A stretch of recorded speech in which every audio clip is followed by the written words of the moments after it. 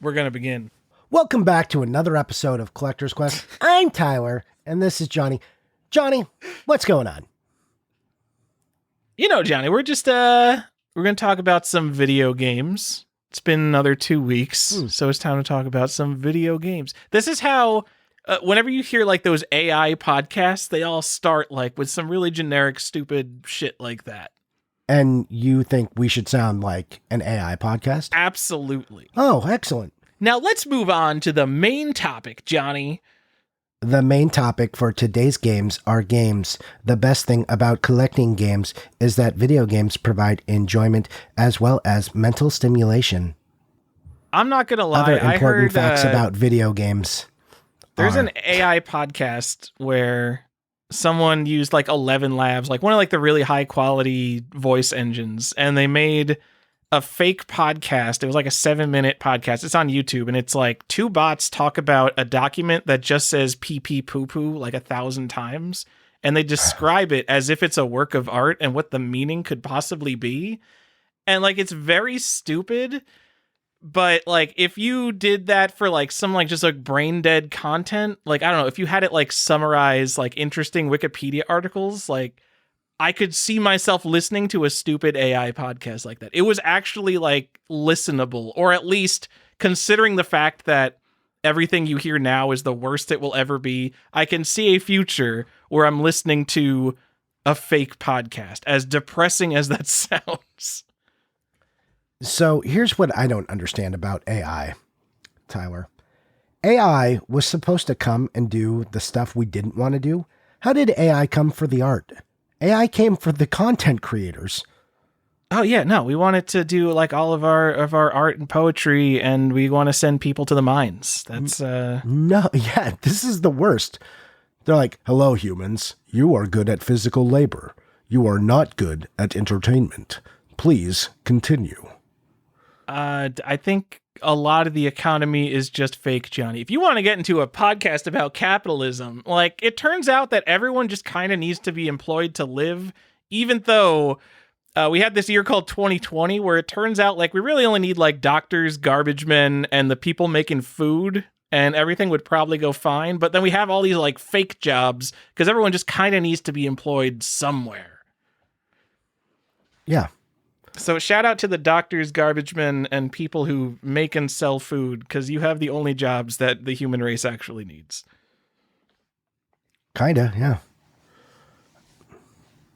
A little bit sad when you put it like that, but sure. I mean, maybe a couple more beyond that. I don't know. Do we need a government? Maybe we need a government. Do we need guys making cars? We don't need guys making cars. Just let's go back to everyone just like doesn't leave a 100-mile radius of their house. Everyone gets like a bike. We'll let the cars die out. It'll be like the fall of the Roman Empire. We'll be fine. We'll have food. It'll be fine. You guys, that's spoken like someone that's got like mass transit or something around them. What are you talking about? You don't have that. Just don't go anywhere. Well, we need someone to keep the internet running. All right, it turns out we're going to need a lot of jobs, okay? There's more jobs to do than just those 3, perhaps, Johnny. You got me. But I do agree that it would be nice if technology facilitated us living easier lives. How about, you know what, maybe we can't all create art and like philosophize as ideal as that would be. Maybe we can get down to a 4-day work week because we have a lot of robots and computers to do shit for us. I don't know, Tyler. Here's what I found out about myself growing up. I could not sing and I could not draw. But thanks to AI, now I can do both. Is that good? No. I mean, the fact that I said I would listen to an AI podcast maybe in like, I don't know, maybe in like 5 years, it'll be like good enough. Not like for entertainment, but like an informative one. Like, you know, like a history podcast. I could see myself listening to some fake bullshit, you know, like an audiobook. I'm going to say no, it's not good. Because no one wants to read AI articles, Johnny. No one wants to listen to your AI songs. You know what? People in our Discord post these stupid Suno.ai songs all the time, and I like skim the lyrics, and I never listen to them because they are all generic and terrible. Incredible from a technical perspective, but generic and terrible from a listening to it perspective. I mean, I'm going to post it for the people, but I wrote a Christmas song, Tyler, but I wrote the lyrics. So I didn't have AI generate the lyrics. That's really strange because everyone has AI generate the lyrics of all those stupid songs. I know, but that feels, it already feels like cheating. It feels like double cheating. This way I feel like at least I can be like, I did some of the work. So do you remember like the first month of ChatGPT where everyone was like sending around all the snippets of like the crazy thing that the computer wrote? I feel like very quickly I think people already are tired of like AI songs. So all that time you're spending writing real lyrics, everyone who looks at that will just assume it's computer slop and not even bother to read them, let alone listen to the song. I think you might be wasting your time. That's okay. I enjoyed it. I made it. My wife agreed to put it on her playlist. I thought it came out pretty good, all things considered. You didn't listen to it, so how would you even know? I sure didn't. Wait, is it the synth one? Yep. I listened to like 3 seconds of it and I'm like, oh, it's... No. Okay. No, I worked, that one I created in like 2 minutes and like wrote the lyrics as fast as I could. But I did write the lyrics for that one. No, this is the Christmas song I posted in the general feed right before you started posting about other AI songs. Johnny, I'm going to start a transition here. Here we go. Okay. It is really easy for... No. Oh, okay. No. Tyler, I want you to acknowledge that I'm an indie creator. Johnny, you're the host of a small to medium-sized niche hobby podcast. How could you not be a creator? But now I'm a double indie creator. Now I do two things. You're a professional creator. We have a Patreon. This is the shout out of the show where we get dozens of dollars a month. Yeah, we sure do. We have tens and 20s of listeners who join our podcast and hang out with us in a Discord. That's a lot. Like if you're on YouTube, like no one is like good luck getting that many YouTube subscribers on a gaming channel. How many freaking gaming channels are there, right? That's true. And you should be proud of that. We have a niche. I am proud. It's a good niche. I'm very proud of what we have here and I like what we have. And if you like it too, you can join us by going to patreon.com/collectorsquest and joining our Patreon. And that will get you access to the Discord and our bonus content. It's $4 and end of shilling. Anyways, I'm proud of it. I like everything we do, Tyler. I think we provide quality content. Is it worth the money? I don't know. That's up for the people to decide. It's worth the free. So it's definitely worth the free. I mean, maybe if you have, our podcast is so long. The only advantage of it is it's not daily. Daily. You know, there's podcasts that go every single day. There's daily podcasts, Tyler. They go like 30 minutes to an hour every day. There's like a lot of professional podcasts, which just, I can't imagine having to be entertaining or informative for a living via audio. It just sounds like so much prep work and all this stuff. But Tyler, ads are wild. Have you ever seen an ad for Monopoly Go? I've never seen an ad. Okay, that's untrue. But you've never seen an ad for Monopoly Go, which is great for you. I accidentally saw one because I tried to watch something on Amazon Prime, and I guess I need to pay $3 now to not have ads on Amazon Prime or something.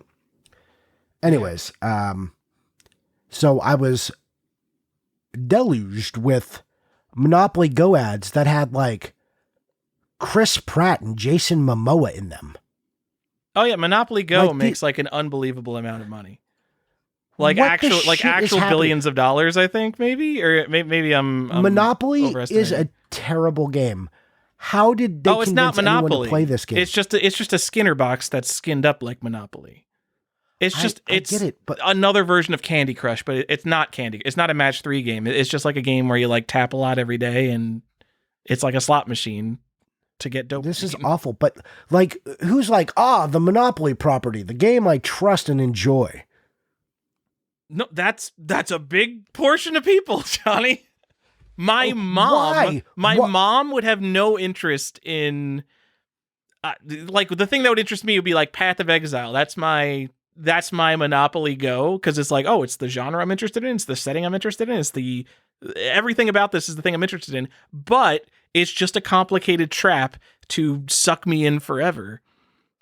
And, maybe a 65-year-old American woman is like, oh, yeah, Monopoly. Those were the good times. This is the brand that I trust. Because, like, what else is it going to be?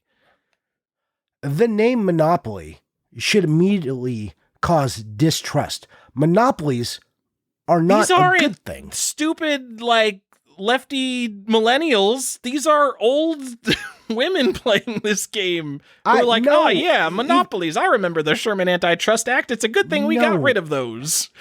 No, the government, the Republican government, the very right-leaning government used to break up monopolies as well. It was like a nonpartisan issue that monopolies were bad for everyone. Where are we going with this line of discussion? It doesn't matter. It's the Monopoly man. Your job I just don't understand. Also, he's like an old white moneyed man with a monocle who's like, oh yeah, dude, let's go do that. The Monopoly man does not have a monocle. I just want to make that clear. No, okay, he doesn't. I'm thinking of Mr. the Planters Peanut has a guy. monocle. You're getting them mixed up. Anyways, he's an old white dude that you don't trust, and he frequently goes to jail. Okay? No, he sends you to jail. He's the monopolist. On the cards. He is on the card when you go to jail. They're putting him directly to jail. Oh, yeah. No, you're right. Okay.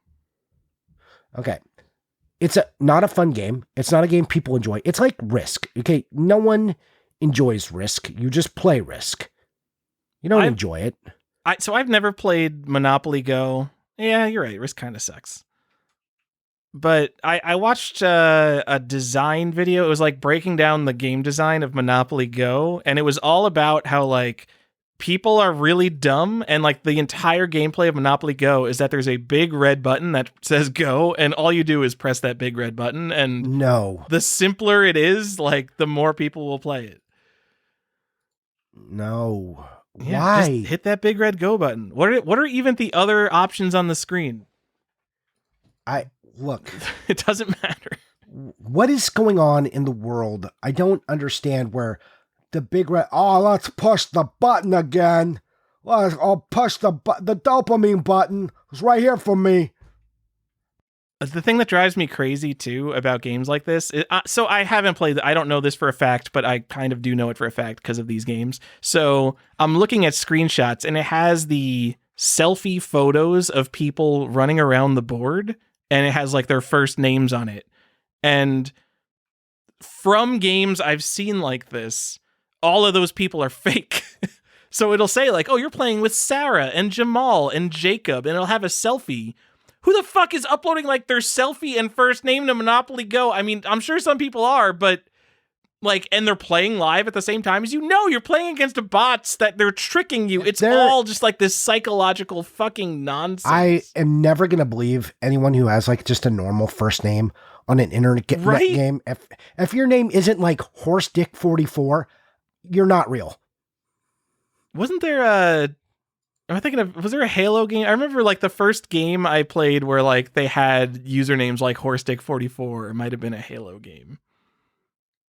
I forgot because like I think Unreal Tournament and Quake, they had they had like thematic names within the universe almost. They didn't have like really stupid names. I don't remember. I haven't played a lot of the Halo. I know that sometime in the 2000s I was like, oh, it's funny. They have gamer tag names. Anyway, don't download Monopoly Go. No, don't. This all sounds terrible. I don't like it. Anyways, Tyler, I got one more thing. I want to just tell you real quick before we get into the show, a dumb thing that happened to me. It is my son's birthday. It's my son's birthday, right? So we're just setting up, like we're getting him balloons. He's turning 6. I bought some balloons. I took them to Party City to have them fill them with helium. 2 balloons shaped like Pokeballs because he's super into the Pokemons. The girl puts the balloon on the thing, doesn't just like kind of pop it. She completely explodes the fucking thing, Tyler. It sounds like a gunshot. Like she... Was she like surprised or she like, oh, there goes another one? No, she was like, oh my God, that never happens. She then immediately grabs the second balloon, shaking off of her shock, and puts it on and immediately destroys the second balloon. And then she's like, yeah, that happens. Look, she went from saying that never happens. She goes, yeah, that happens about 85% of the time. You know, you just said it never happens, looking bewildered, and now very assuredly like, yeah, that happens about 85%. Johnny, if I'm expecting there to be an employee who's blazed out of their mind, just kind of skating through every day, it's a Party City employee blowing up the balloons for you. So you know what? Let her go about her business, live in her world. She's giving you a balloon. She's blowing them up for you. She blew She up doesn't need my her balloon. mental faculties about her. The balloon cost 3 cents. Party City lost 6 cents on this. It's fine. No. I paid for those balloons and brought them to be filled. This was already my property. These were your These were my Mylar balloons. They were Mylar balloons, Where did Tyler. you get Mylar balloons that wouldn't fill them up for you? Amazon. Oh because I needed Pokemon balloons.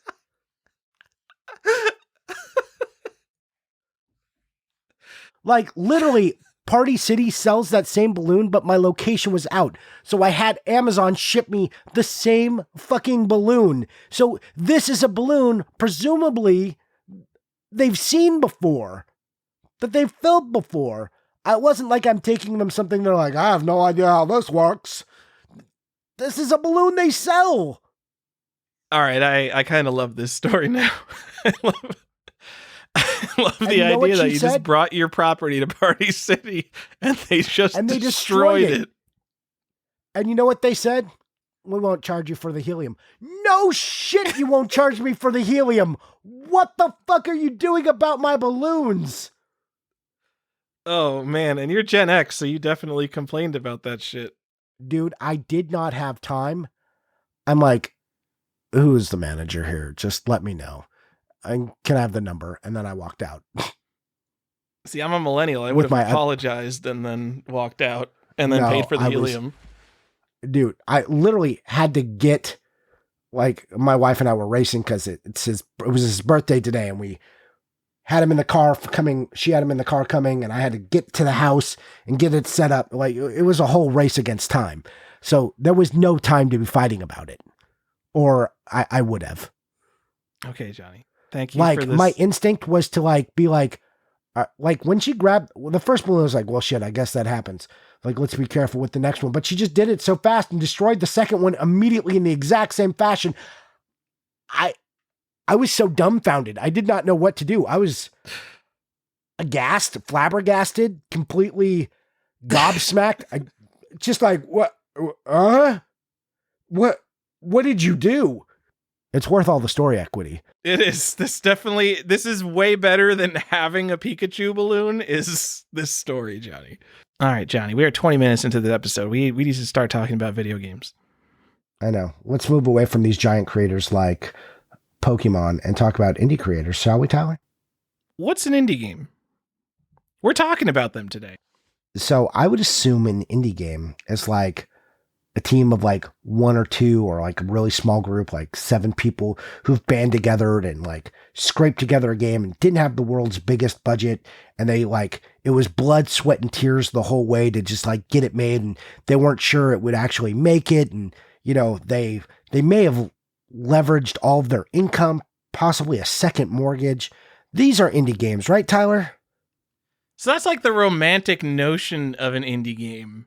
I think that's what people think of, and I'm afraid I don't think it's what it is. Are you going to tell me that's not what it is? This is almost like, what's a rare game? Because there's multiple different ways you could look at, what's a rare game? And that's kind of like indie game is this completely nebulous thing that really means nothing at this point.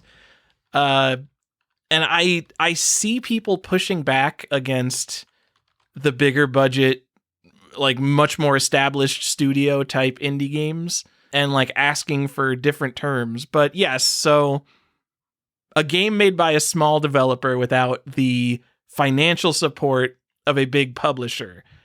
But that includes a lot of things that you would be like, well, does that count as an indie game? Because you want it to be 3 guys in a garage who are just making their dream happen with no resources, right? And I've heard those called tiny team games. I don't know if that's a widespread term.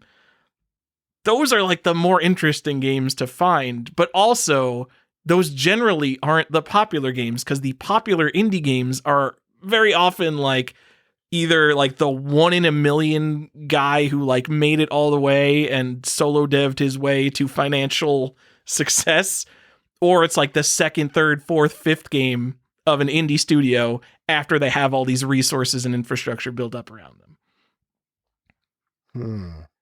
Because, for example, Baldur's Gate 3 could be considered an indie game because that is made without the financial support of a publisher. Never mind that Larian Studios has been making games for decades and has been making very big, very successful games for decades, and they've got like 400 employees or something. But no big publisher. Diablo 1, published by Blizzard North. Diablo 1 is an indie game, but it's also fucking Diablo. Taylor Swift's latest album is an indie album because Taylor Swift famously got rid of whatever record contract she had. This is why I hate this shit. Let me tell you some other things that are indie that you might not think are indie. From movies. Let's make it very relatable. The highest budget indie movie with a budget of $300 million, Tyler, for this little indie film, Indiana Jones 5. Oh, wow, okay. I thought it was going to be a Star Wars prequel, or I thought it was going to be that new Francis Ford Coppola movie. This may not be updated since that Francis Ford Coppola, Metropolis or whatever that shit was. It's something like that. I don't remember the name of it. Megalopolis or something. Megalopolis, that's it. Yeah. The second most was Valerian. What was that stupid movie called? Valerian and the Lost City. Yeah, that one was like $230 million. I've never heard of that movie. Phantom Menace can be considered an independent film. Oh, you've never heard of Valerian and the Lost City? Is it Valerian and the City of a Thousand Planets? Film. Yeah. Anyways, it was a terrible flop, and it was Luc Besson. What is this?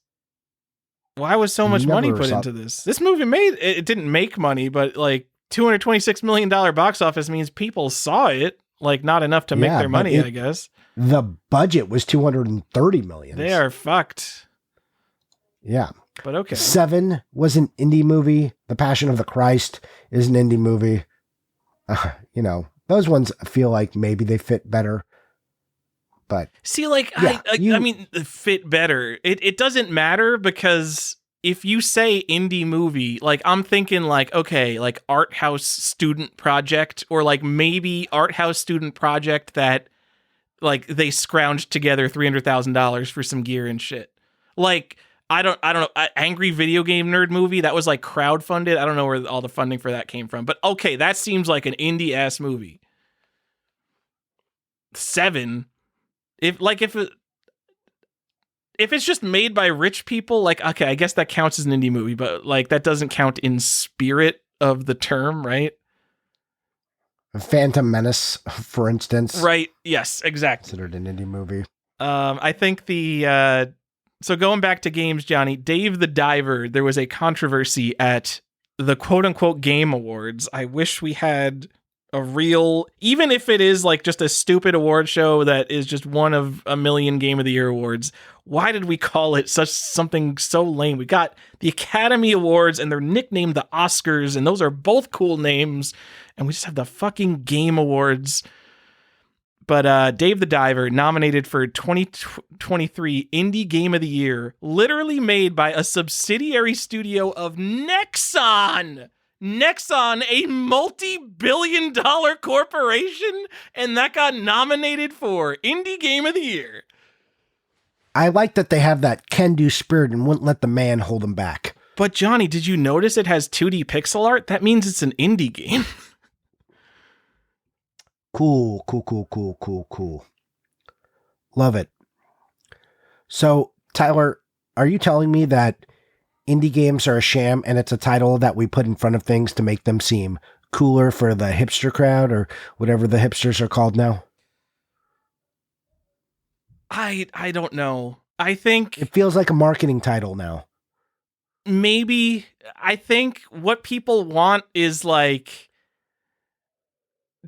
they mean it's like 2D games or games in smaller genres, but because people are looking for the quote unquote best indie games, what people want is the games that have the biggest budget, the most polish in the genres that generally have like the smallest budgets and teams around them.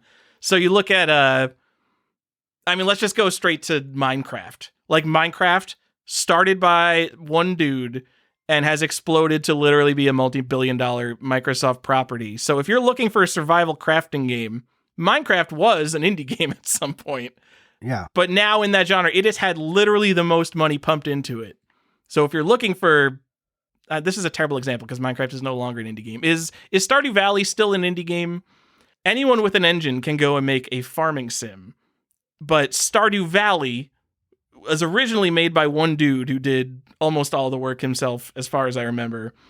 But that game has, over the past 10 years, made hundreds of millions of dollars. And believe it or not, he has been able to support that game really, really well because it has made so much money. And if you are those three guys in a garage, perhaps your farming sim will not be as polished as Stardew Valley. And when people want the indie game, they're looking for Stardew Valley because it is the most polished, most featureful, most everything version of a farming sim, even if it is like the absolute paragon of the genre because so much money can be dumped into it. Let me ask you a question. Do you think that these versions of indie games, air quotes indie games, do you think this hurts other indie games? Do you think it sets up really bad expectations for people who are just trying to grind away and make their dream come true? I could tell you, I never seriously pursued a career in games. I thought I wanted to make games, and then I went to college, and I'm like, the game industry, that seems like a bad place. Don't do that. I'd probably be demotivated. Let me tell you about a game that I played recently, Johnny. Okay. What is it? It's the Papers, Please ripoff. Contraband Police. This game, this is... I don't want to be hard on Contraband Police. It's a fine game, but it is a shitty Unity ripoff of Papers, Please, which is a tremendously inspired game. Something we have never seen before. A game where you look at documents in a fake Eastern European country. Just like no one is ever like, oh yeah, that's a great genre. Oh, we're going to make one of those. They just completely ripped off this completely inspired idea and made a worse ripoff that has none of the original inspiration about it. And they made it in 3D, and they used like some generic like Eastern European assets from the Unity store type thing. And they made it a fine game. But it's a complete ripoff. So if you are that guy who has like the amazing new idea, it would hurt me so much to look at Contraband Police. This game has sold 1 million copies. This game has made a tremendous amount of money. I don't think it's been on sale for less than $15. So it has made a lot of money. Have you even heard of this game, Contraband Police? No. You haven't heard of Contraband Police, and it sold 1 million copies, Johnny. Can you imagine there being an N64 game that sold 1 million copies that you haven't heard of? What the fuck are the chances that I'm going to make a game and you're going to have heard of it, and that you're going to buy my inspired game that is trying to do something new over here? If you haven't even heard of Contraband Police, which is a ripoff of an already successful game, it would be demotivating to me to be like, so that's one half of it. One half, like, all right, there are like these weird ripoffs. Like, like all these supermarket simulators and TCG card shop simulators. Like, that's like a popular trend in indie games right now. You could chase the trends like that and rip something else off.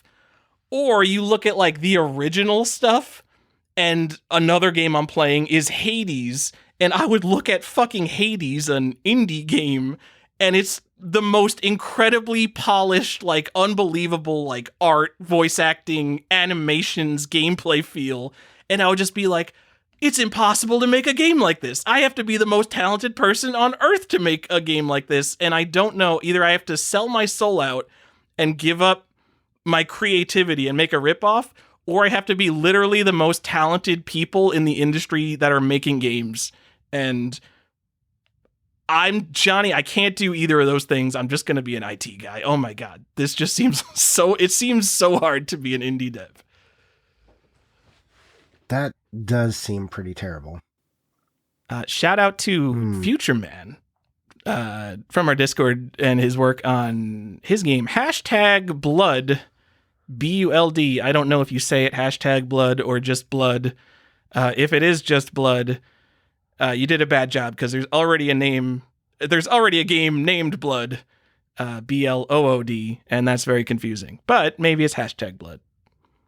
Go check it out. Maybe. It looks so. Even looking at his game's art style is just like, I look at it and I'm like, how do you make a game that looks like this? Because his game looks exactly like a Saturday morning cartoon. It's got sort of that Cartoon Network style. It's like an overhead dungeon crawler type thing, and like the actual gameplay looks like a cartoon. And making games is so much work. It sure is, and it's unless you're one of the big independent studios or one of the big studios, it's very tough to make it. It's very tough to sell games nowadays. You ever tried to make a game, Johnny? I did work for a company that made games. Oh, right. You're an industry veteran. What am I talking about? Oh, yeah. I would say that's a gross stretching of the term, but yes. Yeah. I worked for a company that made a game that's often called Dragon's Hard instead of Dragon Shard. If you are listening to this show and you haven't tried to make a game, I encourage you, find some game that has a level editor or like a campaign editor or something, or like make a mod for something. Just like try to make not like a feature mod. Make like a gameplay driven mod or map. A small one. 30 minutes of gameplay if it's like an RPG type thing. And see how long it takes and how good you are at making it. And I feel like just trying to do that will give you a much bigger appreciation for how impossible it is to make a video game. I think you'll learn a lot. Yeah, because I made Doom maps back in the day. Like when I was a kid, I had no idea what I was doing. But I've put hundreds of hours into mini golf courses for this game Golf It that I play with my friends. I've put probably 75 hours into a Brigand Oaxaca mod.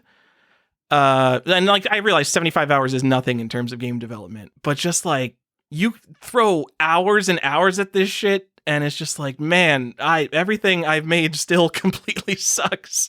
Just if you start with a flat plane and you have to make a fantasy village, like every hill, every house needs to be placed in a way that makes sense, and you have sight lines, and fuck, there's so much to think about. Game design is impossible.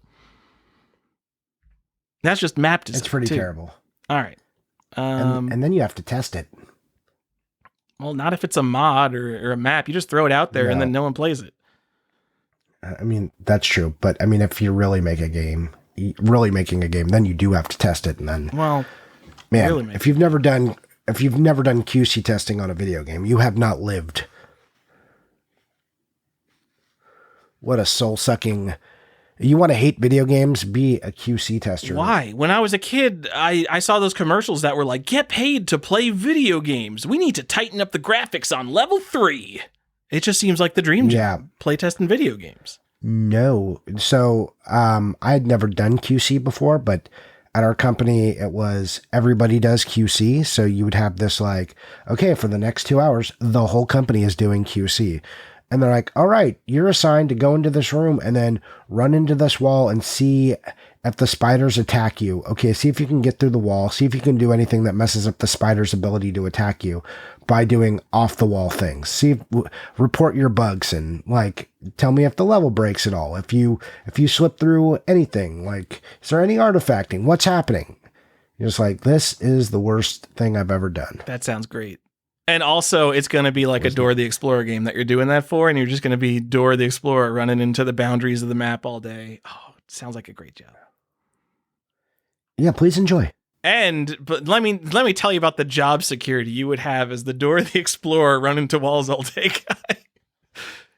You know, those game industry layoffs, they're never coming for you. You've got the hot skills. Yeah. Don't worry, AI is going to fix it one day. All right. Johnny, I just want to clarify, when we're talking about indie games, now that we're, 6 hours into this episode, we are talking about what Steam would consider an indie game. We're not talking about those cool tiny team games that, have 31 downloads and no one's ever heard of, and maybe there's like some cool important artistic games that are often obscure in the background, that like 6 people care about and they're rare and expensive. We're hitting the hits. I got a list of like 20 or so games, basically looked at 2008 up to now and picked a game or two from each year to give us like a real rundown of what indie games there are that actually have physical releases, because a lot of them don't have physical releases, and whether or not I think they're worth collecting. Because obviously, if something was just available on Amazon and it's a common game, Minecraft, Xbox 360, we'll talk about it. But, like a regular copy of that, if it's $10 on eBay all day and there's 400 copies, that's not super exciting. So we are going to decide if any of these are exciting. Ooh, okay. In chronological order. Johnny, 2004. I decided only to hit one homebrew because homebrew should really have its own episode. But I do think Garage Kart maybe deserves a mention on here because we can't have an episode and not talk about the NES. The first NES homebrew ever made was called Garage Kart. It was made by Memblers, and it was made from repurposed Mario Duck Hunt PCBs. And it had 3 games on it. 2 games that Memblers made. Munchie Attack, which is like a simple, I don't know what you call them, cave scroller. Stuff was coming at you from the right side of the screen. You had to dodge it on the left side. Super simple game. Hot Seat Harry, which was just a button masher where like you just press the button as fast as possible and whoever presses it faster wins. Very stupid. And then Solar Wars, which it's a 1999 homebrew that's maybe the first polished NES homebrew. And I think it's a great inclusion to have on the first physical NES homebrew cartridge. Because there was, obviously people have been developing like tech demos and stuff and little games on NES forever. I mean, if you go back to like, unlicensed developers, how do you delineate where unlicensed development ends and homebrew begins, especially when you get into like hacks and stuff like that. But Solar Wars, I think someone will correct me because we do have homebrew people listening to this podcast, is maybe the first like American hobbyist homebrew that like has a title screen, looks like an NES game. It doesn't look like a little Snake game that someone made and like, oh look, I got Snake running on NES. It's Scorched Earth. It's the game where you have 2 tanks on either side of the screen and a random map of hills, and you have to like fire shells at each other.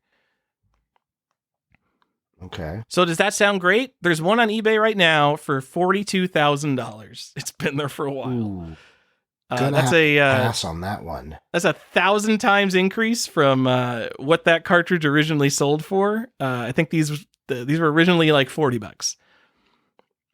It seems worth it.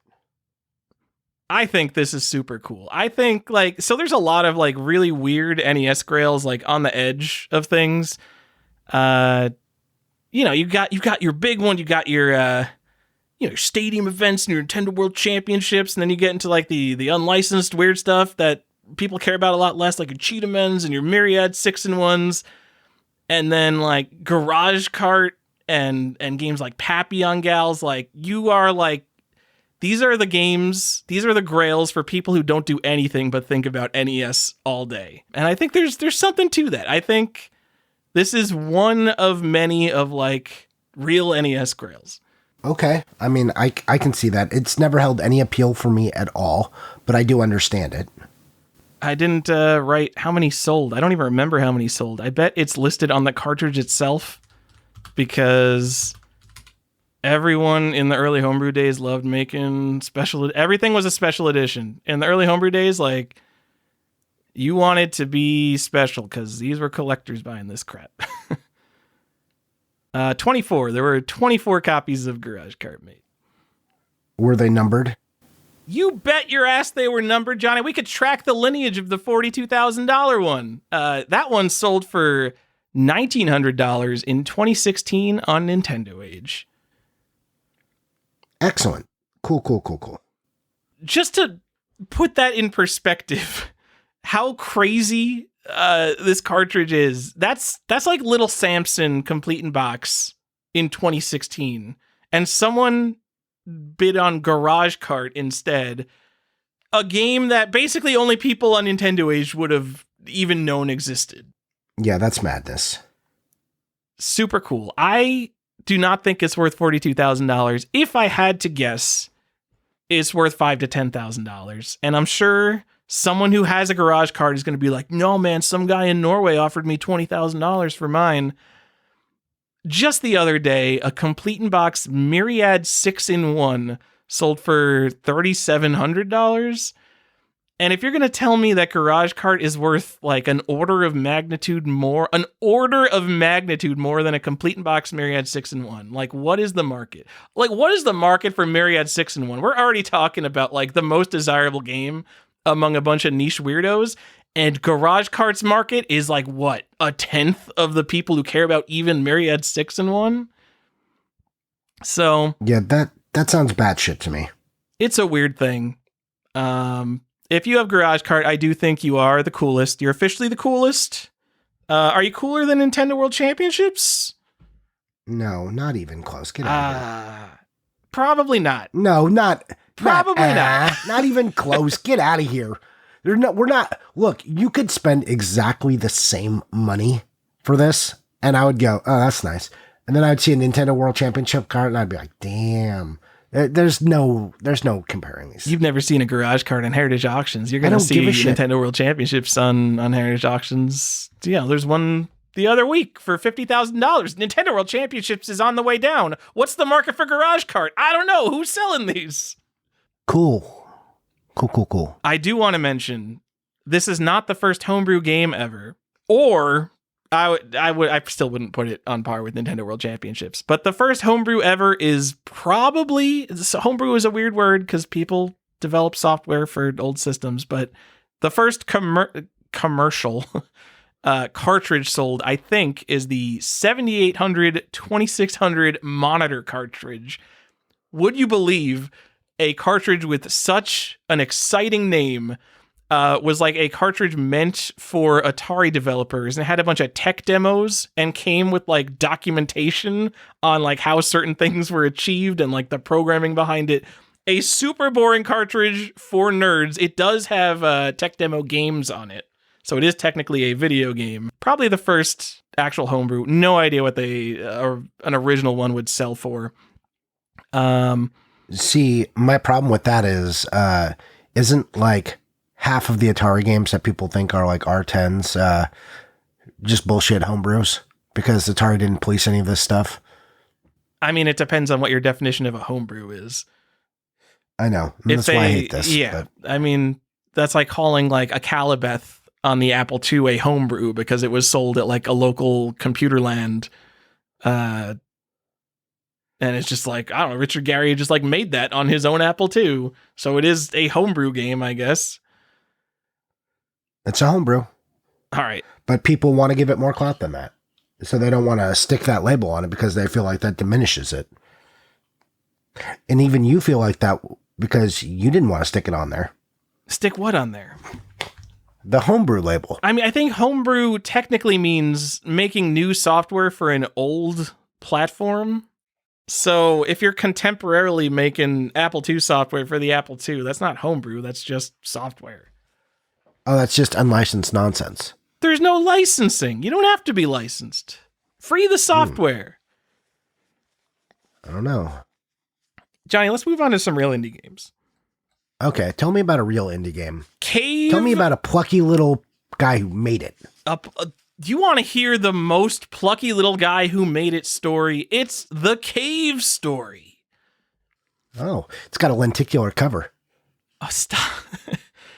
So now we're in the era of people spending their life making an unreasonably polished game and then giving it away for free.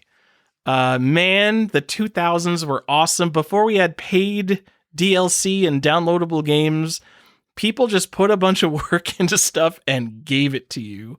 And really, I think the story of indie games probably goes further. I mean, in Japan, it's completely different because they've got Dojin software and it's its own thing over there. But at least in America, we've got the modding scenes, the mapping scenes for games like Doom and Quake. Like Counter-Strike is a mod that got spun off into a retail game, but it was originally just like this free thing. And that's probably also in the story of indie games. But I'm not going to talk about any of that shit because I only want it to go back to 2008. But I think Cave Story is important enough to bring up. It was made over the course of 5 years by one Japanese guy, solo dev, who did all the art, all the game design, all the graphics, or music and everything. And it made such a splash because it was a stupid Metroidvania game. And this was before every indie game was a stupid Metroidvania game. Really high quality, really polished. And it kind of showed the world like, oh man, one guy can pull off like a game of this quality. And then it kind of showed up like in magazines on like best of lists, even though it was just like a free PC game. And then Johnny knows it now because it has a lenticular cover on the Switch and it is no longer a free game. No. Oh, does it have a lenticular cover on the 3DS or something? Yeah. Wait, is that the Cave Story 3D though? Because that's technically a different game. No, it's Cave Story Plus, I believe. Okay. Because there's like a 3D version of Cave Story. I don't know if that one's 3D or not. I have not played a lot of Cave Story. So anyway, this game is really influential in the world of indie games for being a tremendously popular solo dev game and for being part of the force that brought back platformers and Metroidvanias. Because what's your favorite Metroidvania game, like 2D Metroidvania game that came out in like 2002? We kind of stopped making 2D games at that point. We were just like, I don't know, Mario's 3D now. We're making these games. And then you look from 2004 through 2008 and the indie scene is coming out with Cave Story, La Mulana, Braid, Splunky. These are the games that kind of brought the 2D platformer back into the mainstream, I think.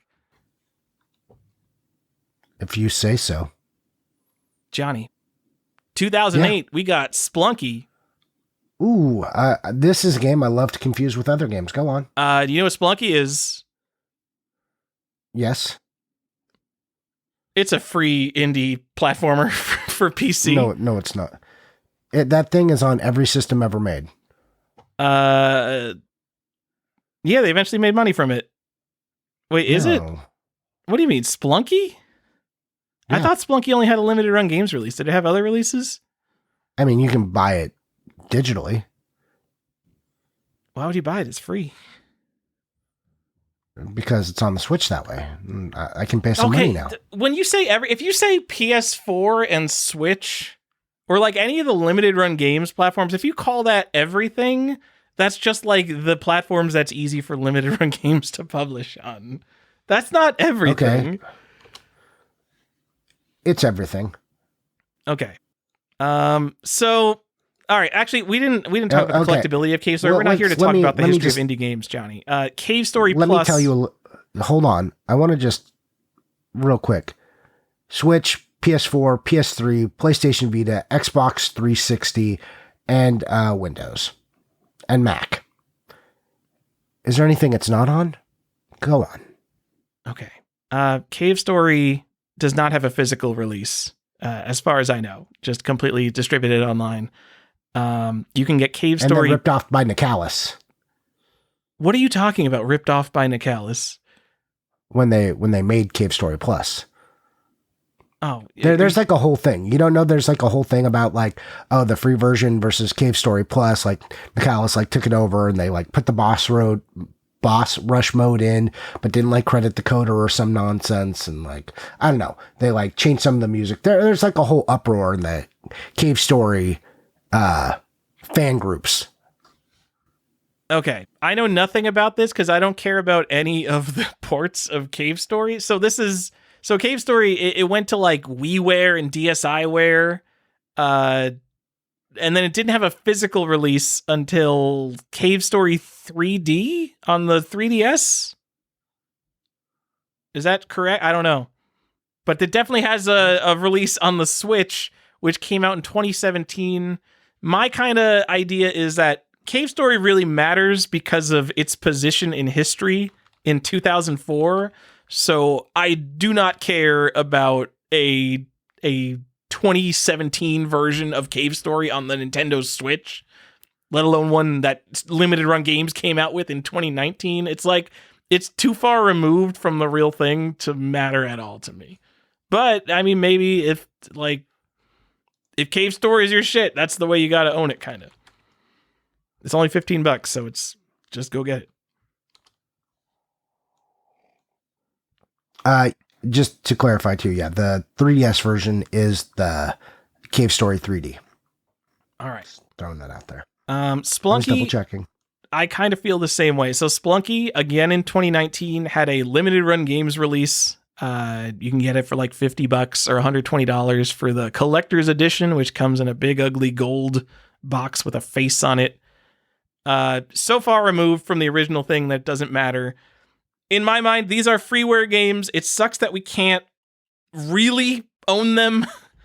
You can own them, but like, what are we buying at this point? It's like buying a reprint of Action Comics 1 if Action Comics 1 only came out digitally. I don't know. It's just, it feels weird to care about these as historical artifacts. But I will give a fun fact here, Johnny. Limited run games, Splunky, the collector's edition on PC. I am the only person in the world who bought that. Ew, why did you buy the PC version? Because it's a fucking PC game. Is it? Why do you think games don't exist on PC? I don't understand. I own a lot of PC games, Tyler. What I'm saying is, I think games now are completely ubiquitous. Okay, and they have been for probably the last, I don't know, 10-ish years. So there is no real distinction between PC and console games. The only distinction is, oh, we could kind of get it easier out on Steam. But they want to get it to all the other consoles. So it's not like it's made like, oh, the PC Master Race came through or Purist or any of that shit. It was just ease. And then they eventually got it to all the other systems. Johnny, like the only reason I bought a collector's edition of Spelunky is because I wanted to have that connection to the original release of Spelunky in 2008. I wanted a piece of physical history, and after buying it, I can very much tell you, it does not feel like I have any piece of physical history. It feels like stupid limited run games trash. You deserve that. It's stupid. It's a stupid freeware game. I just want to own it physically, and it doesn't feel like I did the thing. So you might as well have got it on the Switch, because at least it would have been small. Johnny, one day your Switch is no longer going to be hooked up, and it's not going to matter. You know what? Your PC is always just going to be, it runs Windows games. I don't know. No, it's not. How many PC games do I own where I'm not even sure if the discs work? Yeah, your stupid physical games, but the part of PC that's awesome is that all your shit's just in like a Steam or a GOG library. And you don't have to worry about like, oh, is my PS4 still hooked up to play all these limited run games? You're right. There's no problem with digital content. That it's all very safe. No, it's no one will extract our digital licenses from us. It's a lot safer on PC than it is on console. How are your Wii games doing? I have no idea. I didn't check. It's because your Wii's not hooked up anymore. Yeah. It's dead to me. Like you're about to be if you keep running your mouth. Johnny, in Is 2008. that too aggressive? No, ignore it's it? All just. right. So I love that you're just like moving on. In 2008, there was a small game you might not have heard of called Braid. Great game, big idiot asshole creator. He's not an idiot, probably, but he's kind of an asshole. He might have the Asperger's or something going on. Johnny is speaking of Jonathan Blow. Yeah, there's no one more fond of Braid than him. Oh, I'm sure he's very fond of Braid. And no one more fond of himself than himself as well. I love all of Jonathan Blow's commentary on game design. That guy does not give a shit about like traditional story in games. Like if you like cutscenes and dialogue boxes that go on forever, he's like, this isn't gameplay. This is bullshit. One of my favorite things I found recently was him playing through a first-person puzzle game called Subliminal. It's maybe similar to Portal, and it's just like 3 hours of him trashing every single room in the game. He's like, these guys don't understand puzzle design. Like, yeah, I love that he says this. He's like, oh, I'm so brilliant. I mean, did I essentially kind of just do like kind of what Mario was doing? I mean, basically, yeah, it's fine. I put some puzzles in it though. All right. I'm a genius. He's a genius. And I love him. You love Braid, whatever. You love his game. I love Braid. I thought it was great, but that guy, he ruins the game for me. You're like, when you can feel him just being like rubbing his genitalia, talking about how good and smart he is for making Braid. It's just like, I don't want to play this anymore. He is. Get out of here. You know what? Video games are fucking terrible. Where are all the other great games? Every game is terrible. Where are the accolades? All right, I know we have people in our Discord who's like, who's Jonathan Blow? Why do you guys keep bringing this guy up? He made Braid and The Witness, two games very focused on like gameplay experiences and like very well thought out puzzles, and very much not like just being like about narrative or about shooting guys. And Jonathan Blow is very proud of his game design. And he hates everything, and I hate everything. So I feel like we have a lot in common when it comes to games. I don't think you want to. Didn't we discover that Jonathan Blow might have some problematic beliefs? You think that? Especially when it that's comes like the to women? least surprising thing in the world you could have possibly said to me. I understand that, but when you're like, I'm like Jonathan Blow, I'm like, an opinionated guy on the internet has some problematic beliefs. Oh no, I'm an opinionated guy on the internet. I don't have any problematic beliefs, Johnny. Except that Journey sucks. You think that you think Jonathan Blow's a good guy? I didn't say good guy, but he's right about video games, and they're all terrible. Is he though? Why isn't he doing more? Just do more then. Just shut up. Stop. What? Stop No, he did the thing. He did. All right. This doesn't count. No, he did two. He did two small things. Go do more. It's not a small thing because The Witness was in development for like 7 fucking years. But the problem with that is that like The Witness is this kind of like super polished thing that he was able to bankroll like all the fucking Braid money into. So it's like, yeah, it's an indie game, but like you can't just go in your garage and make The Witness. I don't think he clearly had resources to make it that the average person would not make it. Anyway, Johnny, Braid I think is in the running for most important indie game of all time. I don't think that's a controversial opinion. I think Cave Story is another one of the games like that. I think we might have another one that I put in the running. Why is it important again?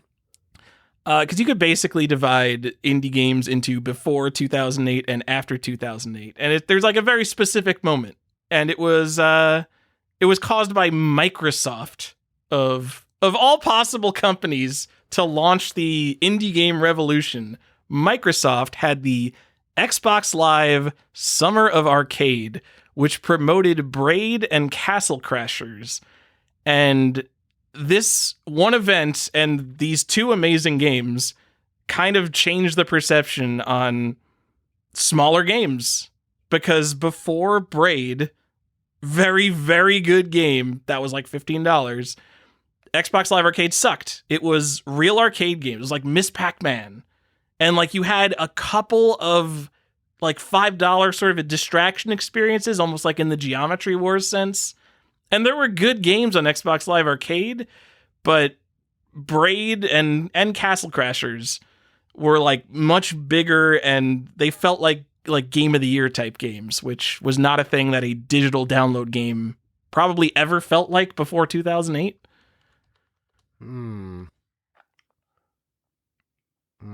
I mean, what? Tell me I'm wrong. I downloaded Portal, but that's not an indie game. Okay. I mean, maybe it is. Who knows? You don't know. Yeah. Anything can be an indie game. We just talked about it. If you weren't there in before Braid came out, you were on the Xbox Live Arcade and you were like, "Oh yeah, I'm about to play some Uno with the boys." That was the type of stuff on Xbox Live Arcade. Let's not disparage Uno, because what an amazing run Uno had.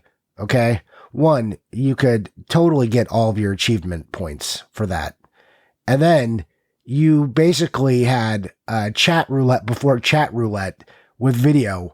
And you'd just be playing Uno and get a rando on there, and then there would suddenly just be a penis on your screen. So I never had Xbox Live Arcade, I don't think. But I remember my college roommates did, and they played Uno sometimes. There was no like microtransactions or any bullshit. Like people really just turned on Uno to have a good time playing Uno. If there was like an Uno game on like the Switch marketplace, I would just immediately assume like, oh, that's like some fucking bullshit. They ruined it somehow. They're trying to scam me, especially if it was free. Nope, it's just Uno. It was just fucking Uno. It was, this was, well, you see, this is the thing. This is like right when Horse Armor came out, and like the industry was just figuring out, oh, video games aren't about video games. It's about monetizing the shit out of everything. Yeah, it did become that.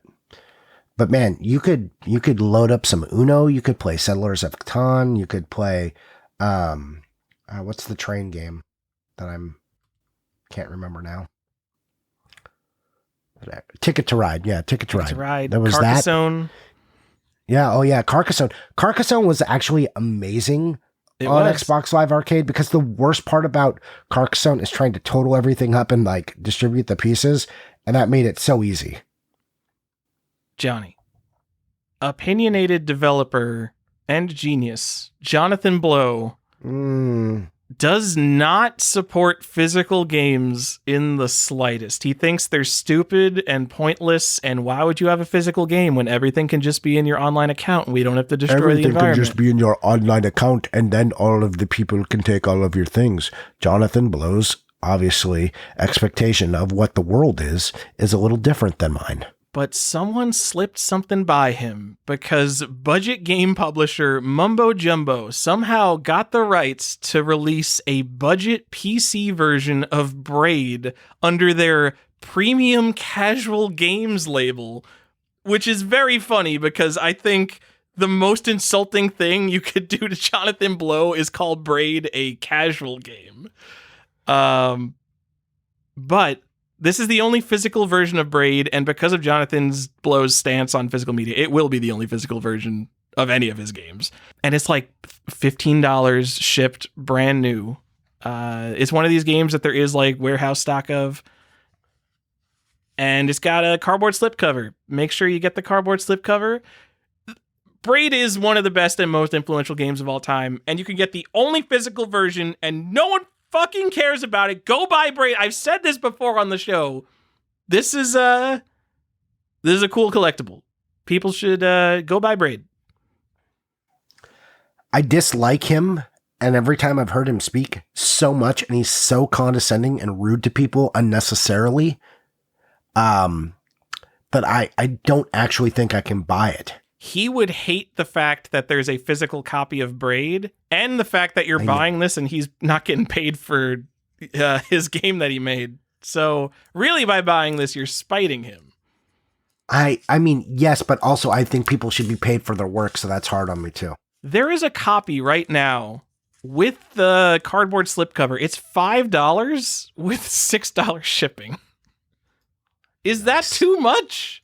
It's a PC game. I know people will be out right away because it's a PC game, but you know what? Too bad you can't get the Xbox version. It was an Xbox Live Arcade game. All right. Yes. For now, I can't wait till we get the limited run version of it. See, it just won't happen. He won't work with them. He's too opinionated. He doesn't care about the money. I'm sure he's financially comfortable. He's like a celebrity in like the programming and game design space. For what? Johnny. 2009, we had Minecraft. I don't know anything about that one. It's so stupid to even consider it an indie game in any sense, because even the physical versions are like after Microsoft. No, it wasn't after Microsoft bought the rights to it, but all right, we'll talk about Minecraft for a second, Johnny. Yes, okay, it was technically made by Notch, who became a fucking billionaire because of it. You can get Minecraft gift cards, which are notably harder to find these days. I'm guessing they must have stopped selling them at like Walmart or something. But there are a few different kinds of Minecraft gift cards. Some have multiple characters on them. Some have pickaxes on them. And the earliest versions just have Steve on them. It has like a little Minecraft theme, and it's just Steve. It's not Steve and the girl. And there's even variants beyond that. But you know what? So that's the Jack Black one? Stop it. Yes, the Jack Black one. I don't know. Minecraft's weird because this was a download-only game for a long time.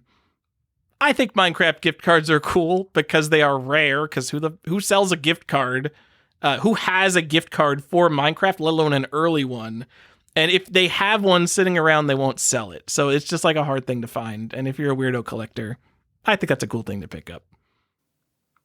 Okay. The other version that matters in the biggest quotes in the world is Minecraft Xbox 360 edition, which was the first physical port of Minecraft.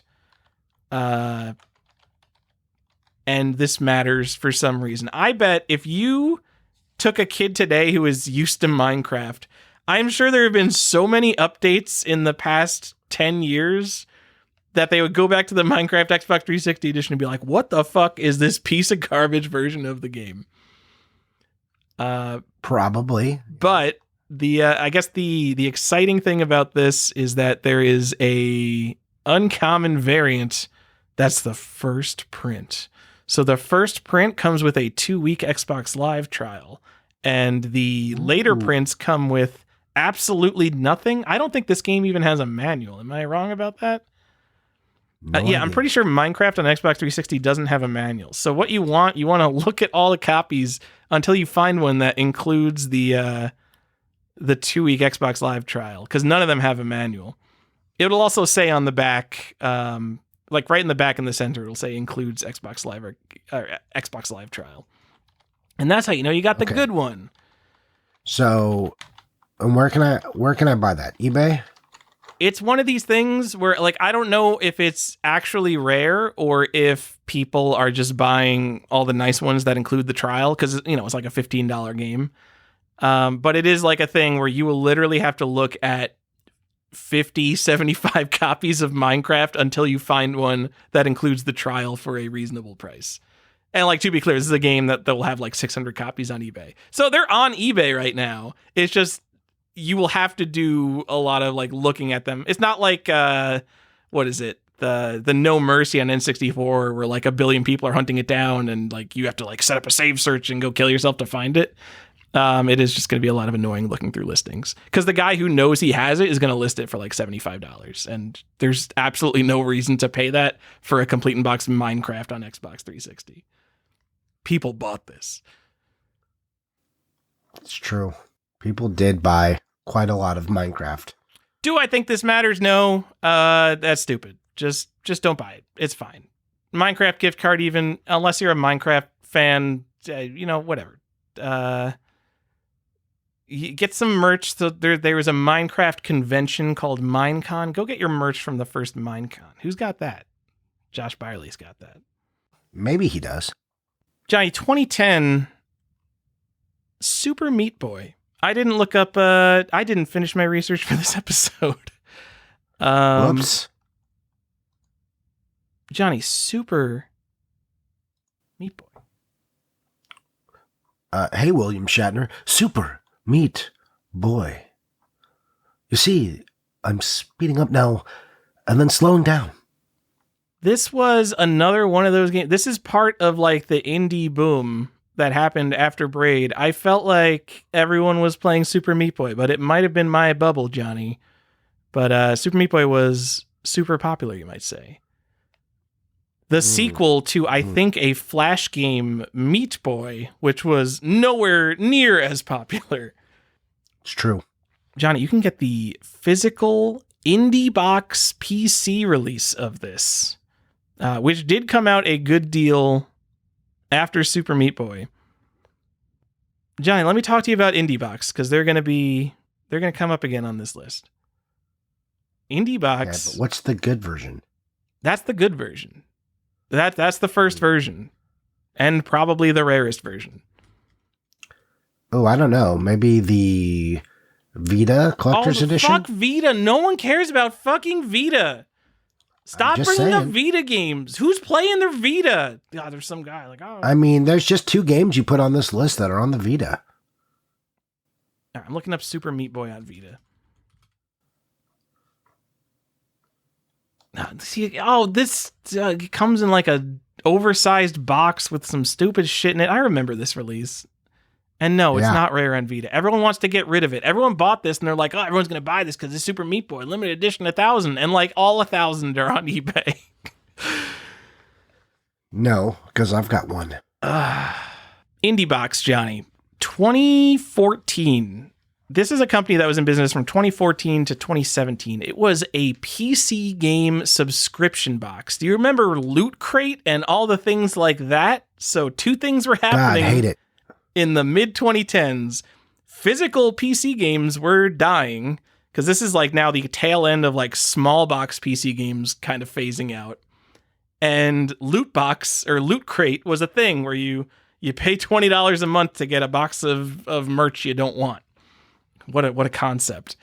And they cashed in on this by making physical video game loot crates for $20 a month. Which, by the way, if you hate all the stupid tchotchkes that you get in special edition games, but would like them not to be attached to a game and then have nowhere to put them forever, please try Loot Box or other box services just like that. I think they're like all out of business now, aren't they?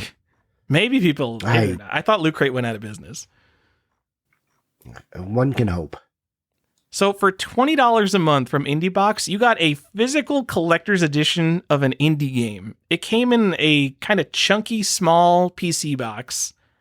It had a DRM-free physical copy of the game. So they either gave you a CD or a USB stick of the game. Every game had a soundtrack CD. It had a stupid collectible like a plushie or a keychain. And a Steam key was printed on the outside of the box, so you didn't have to open it, which technically means you got 2 copies of the game with every copy of the game. You could not have made a more collector-focused company, because like everybody who gets like collector shit like this, you're like, oh, but I don't want to open it. But this is a PC game. They just gave you the code on the outside of the box. That's genius. It is $20 a month. And you would think like, okay, so they're getting like whatever they can fucking get the rights to for $3, right? This company put out Rogue Legacy, Brutal Legend, Risk of Rain, Axiom Verge, Dust and Elysian Tale, Super Meat Boy, Hollow Knight, The Banner Saga, and Torchlight 2. They got some serious fucking games. This was $20 a month. The only reason they went out of business is that they were ahead of their time. If they had the same service going on right now, easily $60 a month. Oh, yeah. Easily. I think most of the indie box games, like of the games that I said, like these are probably my favorite versions of all the games that I just said. Not always contemporaneous with the actual release of the game, because like this Super Meat Boy came out in like, I don't know, like 2016 or something. and Super Meat Boy came out in 2010. Yes. But it's cool. I'm sorry to let you know they are all PC games. I'm sorry. That does give them a slight element of rare. None of the indie box games are actually that rare. People buy fewer PC games, so there will be fewer indie box PC releases than the Vita version of Super Meat Boy. Also, I hate to tell you this, but Meat Boy was a PC game, so you could get Super Meat Boy, the PC version, the sequel to Meat Boy. Except I'm pretty sure that Super Meat Boy came out on Xbox Live Arcade a good deal before PC. Yeah, that was definitely one of those mega hit Xbox Live Arcade exclusives. Remember exclusive indie games? Exclusive digital indie game? No, it only came out a month before, but yeah, it was definitely first on Xbox. What a concept, making a digital game and releasing it on one platform. Super Meat Boy also has another thing going for it. It's got one of those cool like digital code versions that has a plush in it and comes in a giant box. That sounds awful, but what are you talking about? There's just a version of Super Meat Boy Forever that comes in a box with a code and a giant plush. Like Hollow Knight had one of those. There's a few games. Unravel had one. Yeah. Super Meat Boy Forever is a different video game. I know. I'm just saying, if you're a Meat Boy fan. All right. These are all the same game, right? It's all the same? Cut it out. Okay. All right. I'm going to have to rely on your expertise for a different thing. I will let you know when we come to it, Johnny. Okay.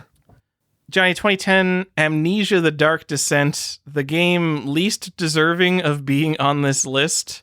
But there was I was going to say. A while. I feel like people cared about this game. I don't know why.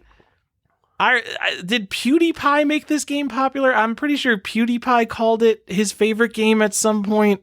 It's like a indie survival horror stealth game.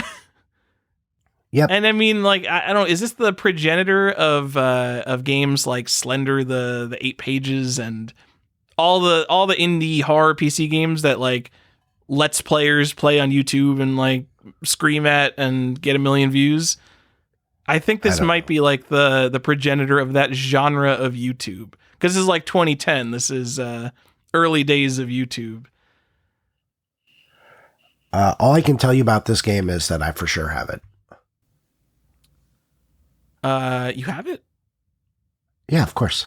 On like what, the Switch? On the PC, you nut. You have this on PC? You have a physical copy of Amnesia on PC? Yeah. Halloween games, dude. I'm proud of you for that. Good job, Johnny. Yeah. Now, the question is, do you think I have the slipcover or I don't? Or do I have like this janky just DVD box copy? I'm going to say you have the janky DVD box copy, because why would you say that otherwise? I have the one with the slipcover, bitch. Oh, yeah. Johnny, what does... I keep calling you names. I'm sorry. I don't know what's wrong with me. You're always mean to me. It's fine. I'm not always mean to you. See, I'm like meaner on the podcast to you, but in real life, like in our private conversations, you are so much meaner to me. It's true. People don't know this. Tyler's super mean to me in private communications. I'm like fake mean on the show, but like really nice to him all the time. And he's just like, shut up, Johnny, and just doesn't answer me, ghosts me for hours. So, see, ghost me for hours. It's a funny way of saying I'm needy. Go on. I'm making a joke about myself. I'm not actually needy. Go on. Amnesia is like surprisingly common for a DVD PC game. Like, I don't know. So like, you'll see like 1 billion copies of StarCraft or Half-Life on eBay at all times. But like, man, dozens of copies of Amnesia, and they are all $10. And like, man, you can get a new one for like maybe $20. Yep. It's something. It's an influential horror game. Johnny has it. The Washington Post called it one of the most influential games of the decade. That seems like maybe they were spending too much time on horror game YouTube, but I think it's something. It also got released on did it come out on Switch and PS4? I don't think it did. I don't think it did come. Okay. It's like, yeah, I'm like, no, I think the only physical version is the PC or I might have bought it on something else. All right. Not the most exciting because of how common it is, but yeah, I'm going to give this one a thumbs up. Okay, so there's the other thing. So there's like, you can just get the plain DVD box, but do look for the slipcover, please. So all of these things, this is one of those things where like conditional rarity doesn't get the premium it deserves. There's going to be a shitload of Amnesia: The Dark Descent on eBay, and there's going to be a shitload of that like shitty budget release of Braid. But to get that the person who has this worthless PC game, but has also kept the slipcover in really good condition and is going to ship it to you not in a bubble mailer, that's the hard thing to find. So I do think it's worth like maybe monitoring Amnesia and Braid on eBay until you can get one with a nice slipcover, even if you have to pay a premium for it. So the funny thing too is the slipcover. If you pull the slipcover off, it is just a blank ass DVD case under there. That's crazy. That's so fucking It's not cheap. like another cover of Amnesia. You pull that thing off, just a piece of shit DVD case. That's awesome. I'm happy they saved that 6 cents. Yeah. Yeah, it's kind of wild to think about. But Johnny, hey, it also gets to promote that it's like the best game of 2011 or 2010. Best PC horror game. So you're like, this is the first edition? Are you sure? Also, the box is really stupid looking.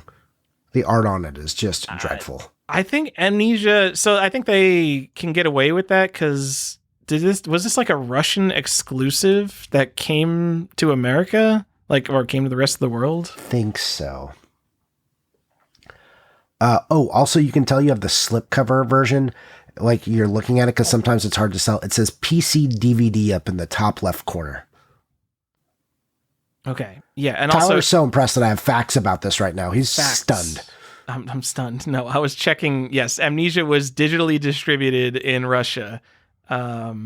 So they knew it was the hit game of 2010 before that physical PC version came out, Johnny. I'm just saying you might be confused when you see that because you're like, oh, is this going to be the first edition? And it still is. Johnny, 2010, Limbo. We're only like 8 games in. We got a lot more to go. Yeah, we do. Limbo, I'm going to say one of the worst games on this list and an overrated game, but also part of the indie boom of the late 2000s. And how dare you? A very popular game. Because you know what? People loved their either story-based or puzzle indie platformers. Man, do people love an indie platformer. And Limbo was a kind of unique one that had a great art style. You know what else it has? Child murder! Yes. Yeah, I think we've covered that before. But it's got something else, Tyler. It's got a special edition. Ooh. We've talked about it. We had a very special episode about Limbo. Do you remember? Entire episode about Limbo, of course. I remember that one. Well, not about Limbo, but about this type of bonus that came with it. And it's 3D glasses, baby. Whoa. In the special edition of Limbo, you get 3D glasses. And a soundtrack. You sure do. It's the PC special edition. Did the special edition come out on anything else? I hate saying everything's only on PC, Johnny. No, the special edition I think is only on PC. Oh, there's like a weird suck it, consoles. Oh, what did the Xbox 360 get? Oh, the triple pack. Oh, Limbo's one of 3 indie games you can get. Oh, you can get the Limbo and Inside because this game's not good enough to stand on its own. But PC gets the special edition with 3D glasses. Yeah. I think there was a standalone version of Limbo that may have come out from like what's the not Fangamer, I Am 8-Bit, I think. I don't see it, so I could be wrong. I could be. You might be thinking about Inside. Mistaken. Maybe I'm thinking about Inside. Yeah. Okay. But yeah, it's isn't it packed with Inside in the 2-pack? Yeah. So there is a 2-pack that has Inside and Limbo. They were made by the same developer. Very similar games. Inside. How so could much I possibly confuse these? Yeah. I think in Inside you play just a guy that's getting murdered. In Limbo you play a child getting murdered. So it is a little bit different. Yeah.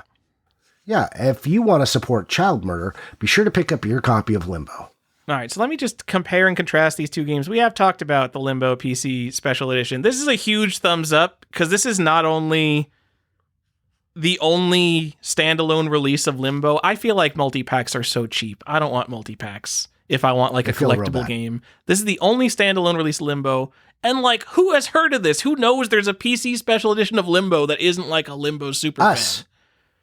Us. And it's like $10. Just go get one. I don't even like Limbo that much. I mean, it's going to cost you a little more than $10 because it's usually like $10 shipping on the lowest copies. I'm sure. But like $20 it's to not $25. Expensive, though. It's not like $50, unless maybe you go out of your way to get like the mint. The dumb 2-pack is going to cost you more. Yeah, that's crazy. I think people might be buying the multi-packs for Inside, though. Yeah, I mean, you can't, I said it's going to cost you more. It's actually going to cost you probably about the same. You can get it on PS4. You can get it on Xbox One. And then there's also the stupid triple pack, which comes with Trials and Explosion Man. I like of all the double pack, I think is like more cohesive, but I think if you're going to own something, at least the 360 one's the first one. So if you were going to force yourself to buy a console one, buy the stupid triple pack. Also, because that one's ridiculous. Both Limbo and Inside, that's a great pack. And like Trials, Explosion Man, and Limbo, that's such a great pack of games too. So, I mean, I can't hate it too much. But the first one, it's the first one. If you're going to get the console first, like you might as well, like don't do the thing where you go buy this. Like buy them both. They're also like $15. So just, I didn't want to get into my my personal favorite games, but like Explosion Man is one of my favorite Xbox Live Arcade games. Like I would buy that pack just to have the physical copy of Explosion Man. Is that the first physical copy of Explosion Man? I guess we'll have to find out. I mean, that's got to be the only physical copy of Explosion Man. I thought, is it Explosion Man or Miss Explosion Man on that pack? Oh, it's regular Explosion Man. I thought isn't there something weird with Miss Explosion Man somewhere? I don't know. Miss Explosion Man, I think, is a limited run release. Ah, that must be it. Okay. Man, I'm just digging deep into the cranial archives right now. Anyways, there is also a dumb double pack available on the PC. So great. Of what? Inside and Limbo? Yeah. From where? Like, who is buying physical copies of PC games? Comes in a black Blu-ray box, Blu-ray case. What? It's not that common, yeah. Weird. Where would you even get that? Like, is Best Buy selling eBay. Copies of Inside? Like, oh, my artsy indie platformer, a physical copy. I'm just gonna run to the Best Buy and pick that up. I guess Inside was pretty popular. Yeah, well, I could be wrong about that. Like maybe that was someone who just case swapped, but I was pretty sure I saw it. I have not done research on Limbo since we did that episode, and I just confused it earlier. And I've been sick, so my brain might be rotten on that one. So, I do want to bring up Inside. I do not think Inside is a tremendously important game. We're kind of hitting the real high notes of indie games here, but Inside had a $375 collector's edition from I Am 8-Bit. And so I think when they sold it, they didn't tell you what was in it. They just said that it was a Real Doll collaboration. And yeah, this is one of my favorite things. Yeah. Spoilers for both. I mean, the Inside collector's edition has been spoiled. Maybe play Inside. Skip ahead 30 seconds if you haven't played Inside and you really care about not being spoiled on a moderate spoiler. Skip ahead further than that. Just go 2 minutes, all right. 3 minutes, go. So the collector's edition includes I guess Real Doll is like a sex doll company. So they have fake flesh material, I guess. And at the end of Inside, I'm sorry, synthetic companion. You okay. I don't know. At the end of Inside, there's a giant ball of flesh with arms and shit coming out of it. And the collector's edition doesn't come with a stupid statue of a guy with a sword. It comes with a giant ball of fucking flesh, which is kind of excellent. Is it $375 excellent? I don't think so. But most importantly, that is an extremely unique collector's edition. No copies on eBay. How many copies of this could have sold to begin with? I don't know. But you can't get one on the secondary market which makes it one of the more interesting indie games we could talk about. It is pretty cool. I don't have one, and I've always kind of wanted one. Johnny, that's $375. Meaning on the secondary market, if one's not available, we're talking like probably $600. Maybe more. It's real feel bad money, for sure. Have you seen you want to know another expensive indie game? The Baldur's Gate 3 Collector's Edition that doesn't actually include the game? That's not a game. It's like $1,000. It was $300. It wasn't even as expensive as this Inside thing, and that's like $1,000. Is that the dumb one with the stupid candles? It just has like a bunch of like merch, and I think it came with a download code. And I looked at it, and I'm like, I know how good Divinity Original Sin 2 is. I know this game is going to be incredible, and everyone's going to love it. This is definitely going to go up in price. And then I didn't buy it because it doesn't have a physical copy of the game. And I'm happy with that choice. Was it Diablo that came with like the dumbest, you're thinking of the black Diablo candles? That's it. Oh my God. So stupid. Welcome back, those who didn't want Inside spoilers. Inside's a really short game. I think it's like 2 or 3 hours long. Go play Inside. It's pretty cool. It's shorter than an episode of this podcast. Enjoy. You know what? Next podcast, just boot up Inside and have us playing in the background. You'll probably beat Inside first. That's a good race. Johnny, 2011. That's a new challenge for the podcast listeners. Go ahead. Terraria. One of these perennial, always in the conversation indie PC games that has made probably hundreds of millions of dollars. Looks like a 2D Minecraft clone. It is not a 2D Minecraft clone. It's its own thing. It's a very big, expansive action game. And it's one of these weird things where it's like, this was a $10 download indie game, and then people wanted to buy physical copies, and it got like a couple weird little special editions. So the first ones were the Collector's Edition, which came out on PC, Xbox 360, and PS3. And this includes 2 trading cards, a poster, and a keychain. And it's like $20 to $50. Not really a set price for it. It seems like people, when someone wants one, they'll just pay whatever is available. And not that common. Let me go check how many of these are on eBay. Unless you know offhand. Have you been searching for the Terraria Collector's Edition? I sure haven't. So here's the problem, is that I expected eBay search to work. And Terraria Collector's Edition currently returned 0 searches. Did I spell it wrong? How do you spell Terraria? What a weird word. Yeah. Okay. Damn it. I fucking hate eBay search, Johnny. If we are to believe eBay search, there is one Xbox Collector's Edition VGA sealed for like $400, and there's one PC one. I think the PC Collector's Edition only came out in Europe for $12, and that is it. It is strange that this isn't more expensive. I don't know, maybe I'm trying to compare it to another, like it's almost like Braid, but I feel like Terraria has even more of a lasting influence than Braid, because every time there's like a Steam sale or something, Terraria is going to be on the front page, even though the game is 15 years old. People are still buying Terraria. It's got a huge community around it. There's one copy of the Collector's Edition on eBay, and people are like, I'm not going to spend $12 on that. I've already got that shit on Steam. So I'm going to say big thumbs up to Terraria Collector's Edition, Johnny. And like the Xbox 360 version, like you can't even get it. You can get a sealed copy for $400. If you want it other than that, just like forget about it. There's no copies for sale. What are you going to do? Kind of not much. This is the Xbox One is like NTSC. That's got an ESRB rating on it, baby.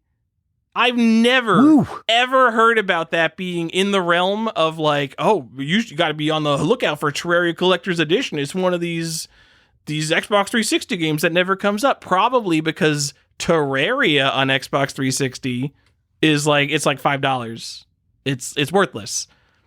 But the collector's edition, there's no copies. Should I buy this $400 copy of Terraria? Absolutely not. Do you want to know which version you should buy? What? Do you want to know? You should buy the one on the PS Vita.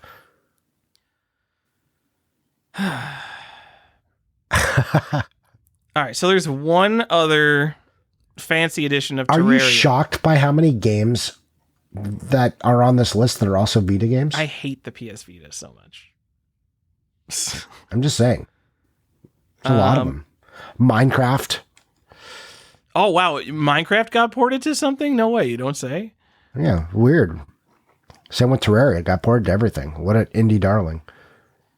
It's possible that the eBay search is just fucking up everything for me. But Terraria Collector's Edition definitely seems like, I don't know, a big indie game that there's no copies of, and you can get it for $10. Go get it.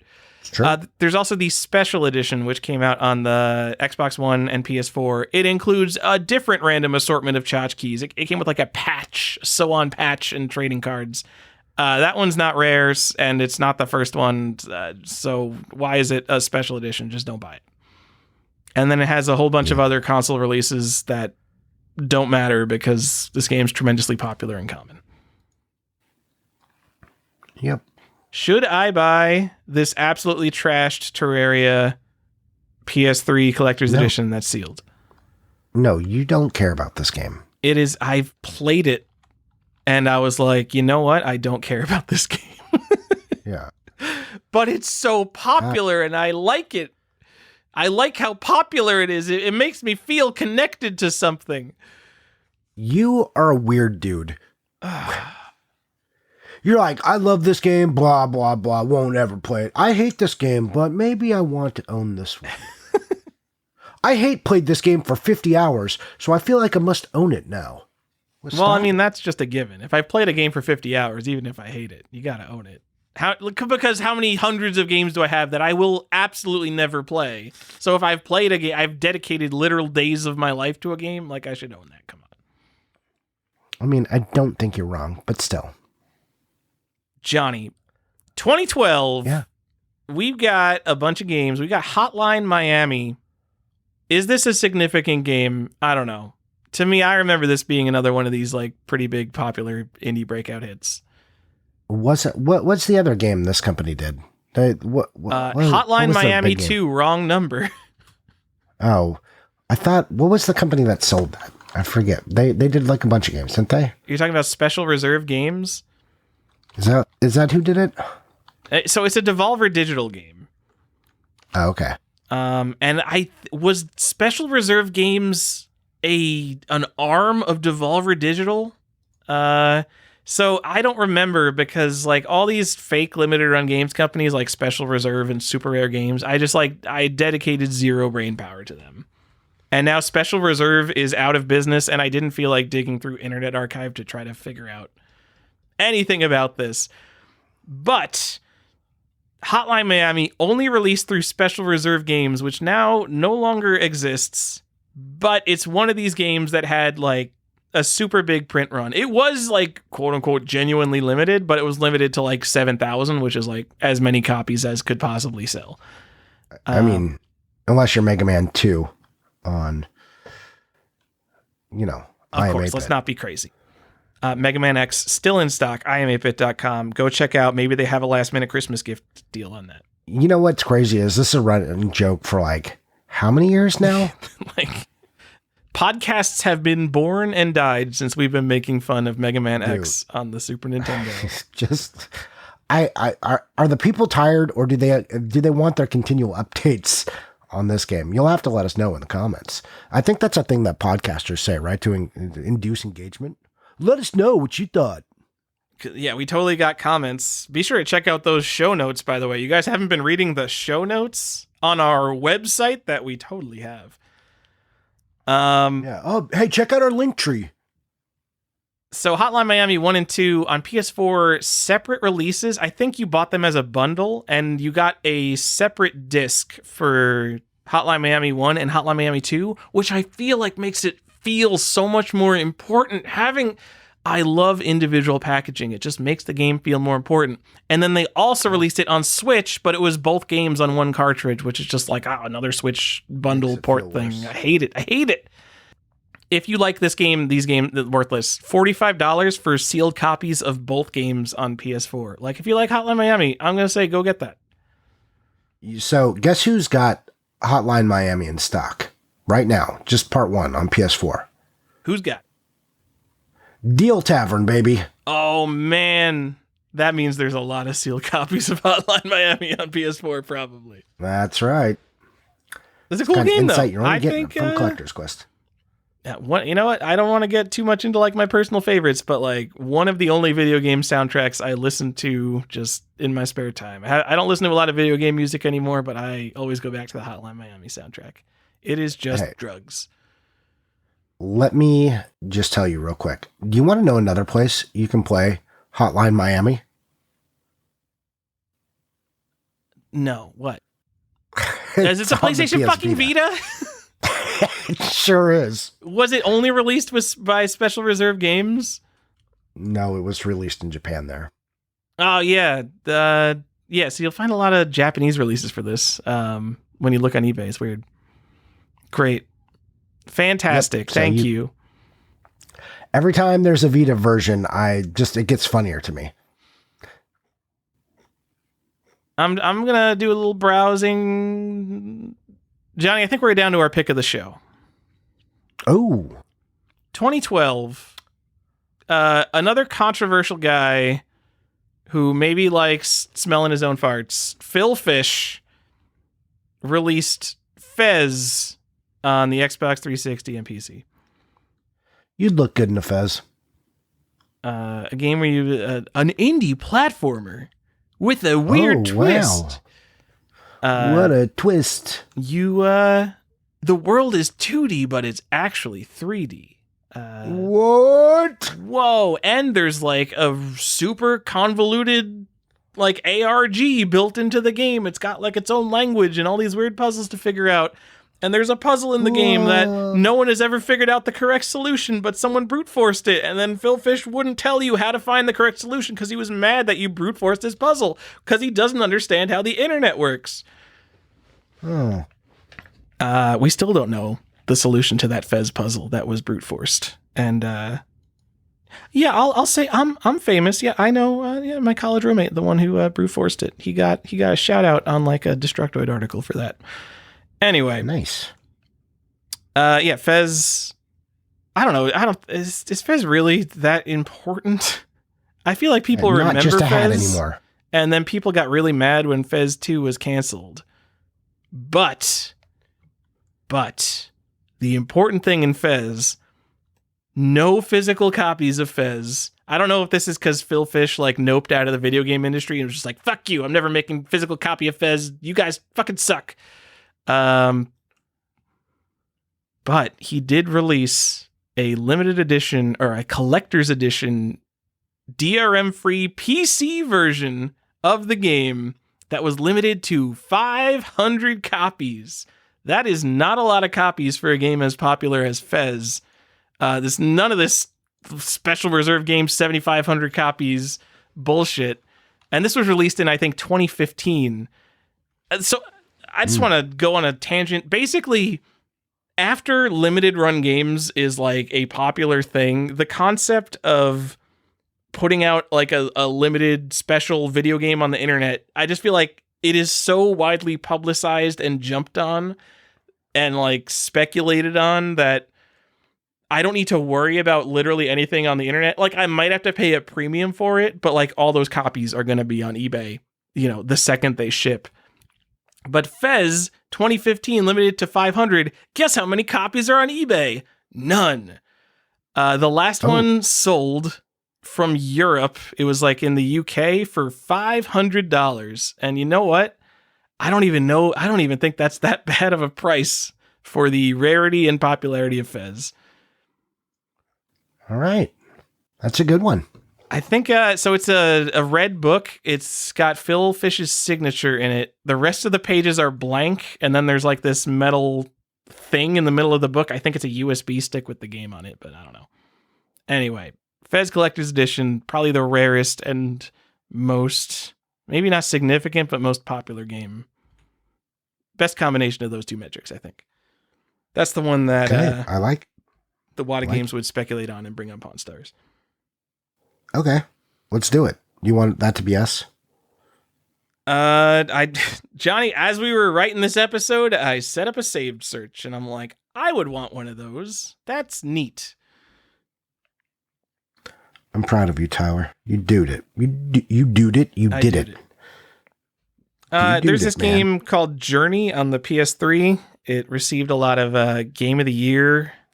It won a lot of Game of the Year awards in 2012. You wanna tell us how much you like Journey? Yeah, I cried the first time I played Journey. It was a really emotional experience. Just playing a bland, boring puzzle platformer with a stranger for about an hour and a half. It was one of the most moving experiences of my life. I kind of have a question for you. What's up? Do you think you enjoyed Hades more or Journey more? Who says Hades? I will talk about Hades at the end of this show. The answer is like far and away Hades. That is not even like a question. I said it like that just to see if that would anger you. I do want to tell you, when I played Journey, I had like my roommates were in the room with me, and I had no idea I was even playing an online game until the game ended. Like I had zero clue that those were real people in the game. It was just like, whoops. Oh, this is a shitty puzzle game, and there's these guys running around me. Okay, great. Oh, scarves. I'm sorry, I really, really don't like Journey. You know who else probably doesn't like Journey? Fucking Jonathan Blow, I am sure, does not like Journey. You know who else Jonathan Blow doesn't really like? You're gonna say himself? No, women. Okay. Oh, jeez. I don't even. Oh man, he does seem like someone who would be like, oh, women just aren't biologically built for the gaming industry. He's definitely just like a piece of shit. Oh, god damn it. No need to revisit Jonathan Blow. God, his name is apropos. Journey had a PS3 quote-unquote collector's edition that was a triple pack of That Game Company games. It had Flow, Flower, and Journey, but really kind of Flow and Flower are shoved off to the side because Journey is such a bigger hit of a game for them. This game, I'm going to say strangely, considering the garbage and forgotten games that game collectors like to buy up and push into I don't know, at least like $50 or something. This game's like $15, $40 sealed. There must be just a ton of copies of this out there because people love Journey. Like literally, the piece of garbage game got Game of the Years all over the place, and everyone bought this game digitally. And I mean, there are a bunch of physical copies. I just can't believe that collectors don't care about this. Maybe you just didn't get it. That must be it. It was about the experience. Tyler, if you didn't know you were with other people, it just doesn't even matter. Yeah. The fact that the game kind of sucks and it's just like, it just looks nice. Why don't you just think a game is Game of the Year because it looks nice? I mean, you should, right? No. Anyways. Johnny, this game is common, but there's a lot of common games that people push up. And I feel like Journey gets so much goddamn respect. Like, if you ask people for the top 10 indie games of all time, Journey's going to appear on so many of those lists. I guess go buy a copy of Journey for $15. You know what? Go buy a sealed copy for $30. Changed my life. I don't get it. Johnny, I didn't get it. I'm sorry. I know you didn't. That's fine. I like gameplay and puzzles. Johnny, you put Diamond Trust of London on here. I'm sorry, we were going through the indie game hits. We're not going to be talking about Diamond Trust of London. Oh, come on. That game is literally entirely public domain. You could print your own brand new copies with the same feelies. Like the game comes with like stamps and coins and stuff. You could just get those same stamps and coins, print your own copy of the game, and it would be perfectly legal for you to just sell it. That's fascinating. Someone should do that. That's a great, like, I don't know, make a documentary about how you republished a public domain Nintendo DS game. That's rude. All right, Johnny, let's go from the opposite of Journey, a game that gets no respect from collectors for some reason, to another indie box game, The Stanley Parable for PC. Okay. A really interesting narrative game that likes to remind you how it's deconstructing choices and narrative in video games constantly. Just tell me more about the Stanley story. Really interesting game. It's not really a puzzle game. It's a walking simulator. It's like the only walking simulator that's not boring. It's How dare you? fucking, how do you describe the Stanley Parable? I don't know, man. You have an omniscient narrator describing what you do, but the narrator like understands that you're a video game character and that you're a player in a video game. It's just such a weird game. Johnny, the Indie Box Collector's Edition of this game, I don't think either it didn't sell as many copies as a lot of the other Indie Box games. I remember now, Indie Box it did the subscription box things where you could see the game coming up and it let you skip them.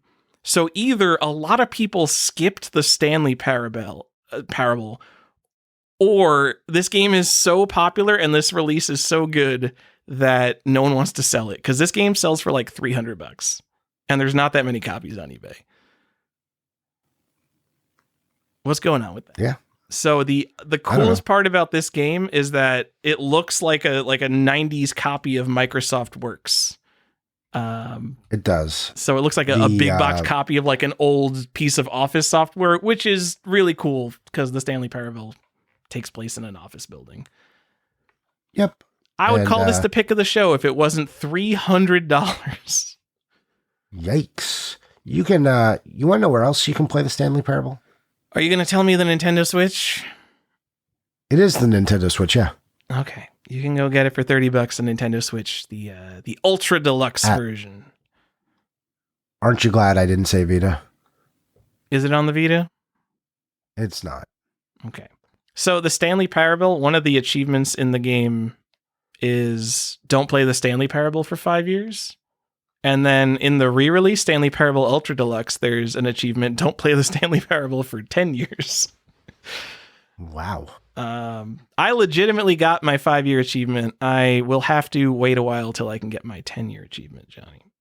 Because I don't unlock my achievements via the console or changing my time or anything like that. I do things legit around here.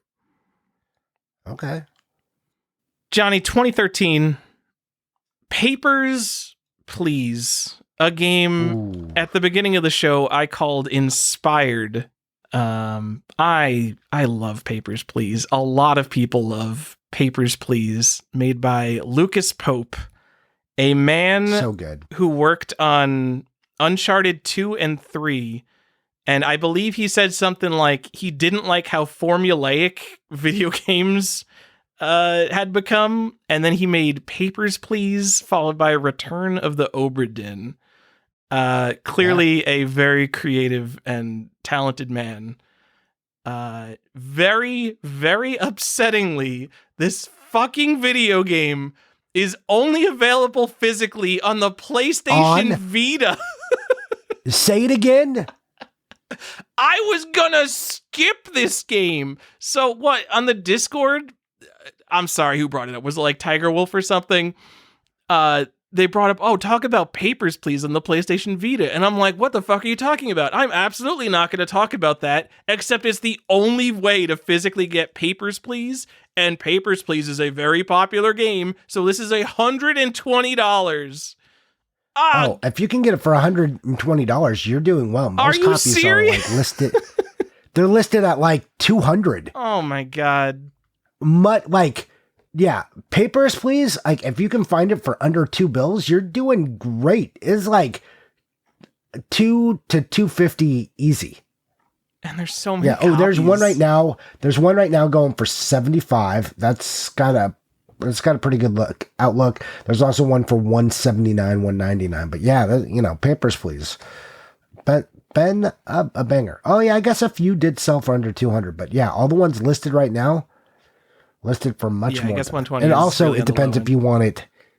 If you want it sealed or not. And a lot of Vita games you will find sealed. So you might need to be patient if you want to pay the lower price for an open copy.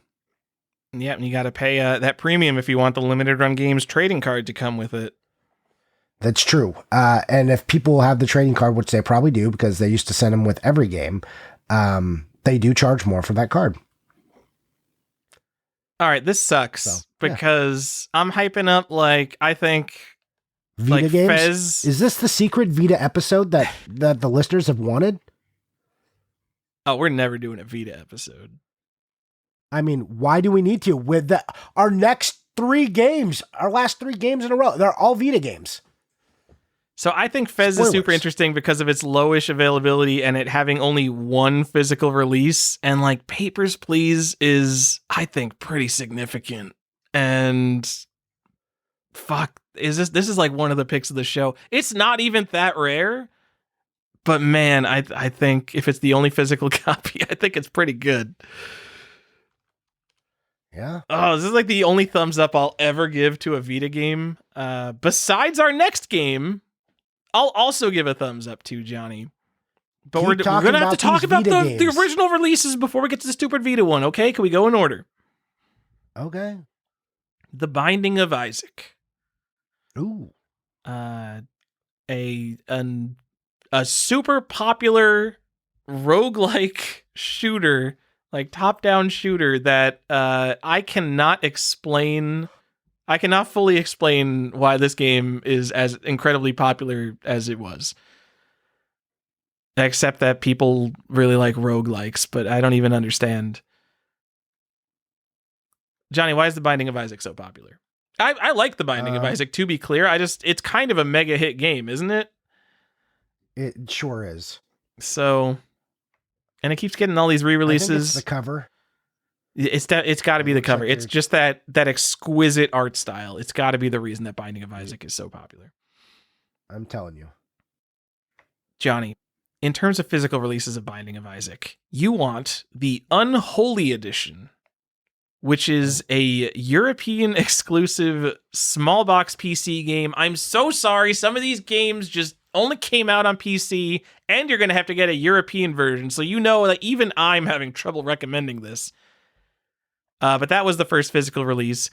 Does not have a clear price because it doesn't sell very often. I'm guessing $20 to $80, but it comes with a poster and an art book. Make sure you get the actual small box because there's a bunch of copies that only have a DVD case for sale. And if you see the Most Unholy Edition, that's a later release from the same year that includes updated code, but that's not a better version of the game. It's just a later version of the game. So I would get the original Unholy Edition. I don't even think there was a copy on eBay that was actually complete when I checked. So there's also a version of The Binding of Isaac, which is just dice, and it's called Holy Rollers. So don't buy those. I don't even know what the fuck you're talking about. You're talking about literal dice? It's not a dice game, but it's a dice set that you can buy called Holy Rollers, and it's themed after The Binding of Isaac. Oh, You've never seen these? Yeah, I don't know. Don't buy that then. Oh yeah, I'm seeing all these. They got a card game and shit. Anyways, enjoy. So, Binding of Isaac Unholy Edition on eBay right now, unless eBay search is broken, which it is, there is one incomplete copy that's only the DVD case in Italy, and that's it.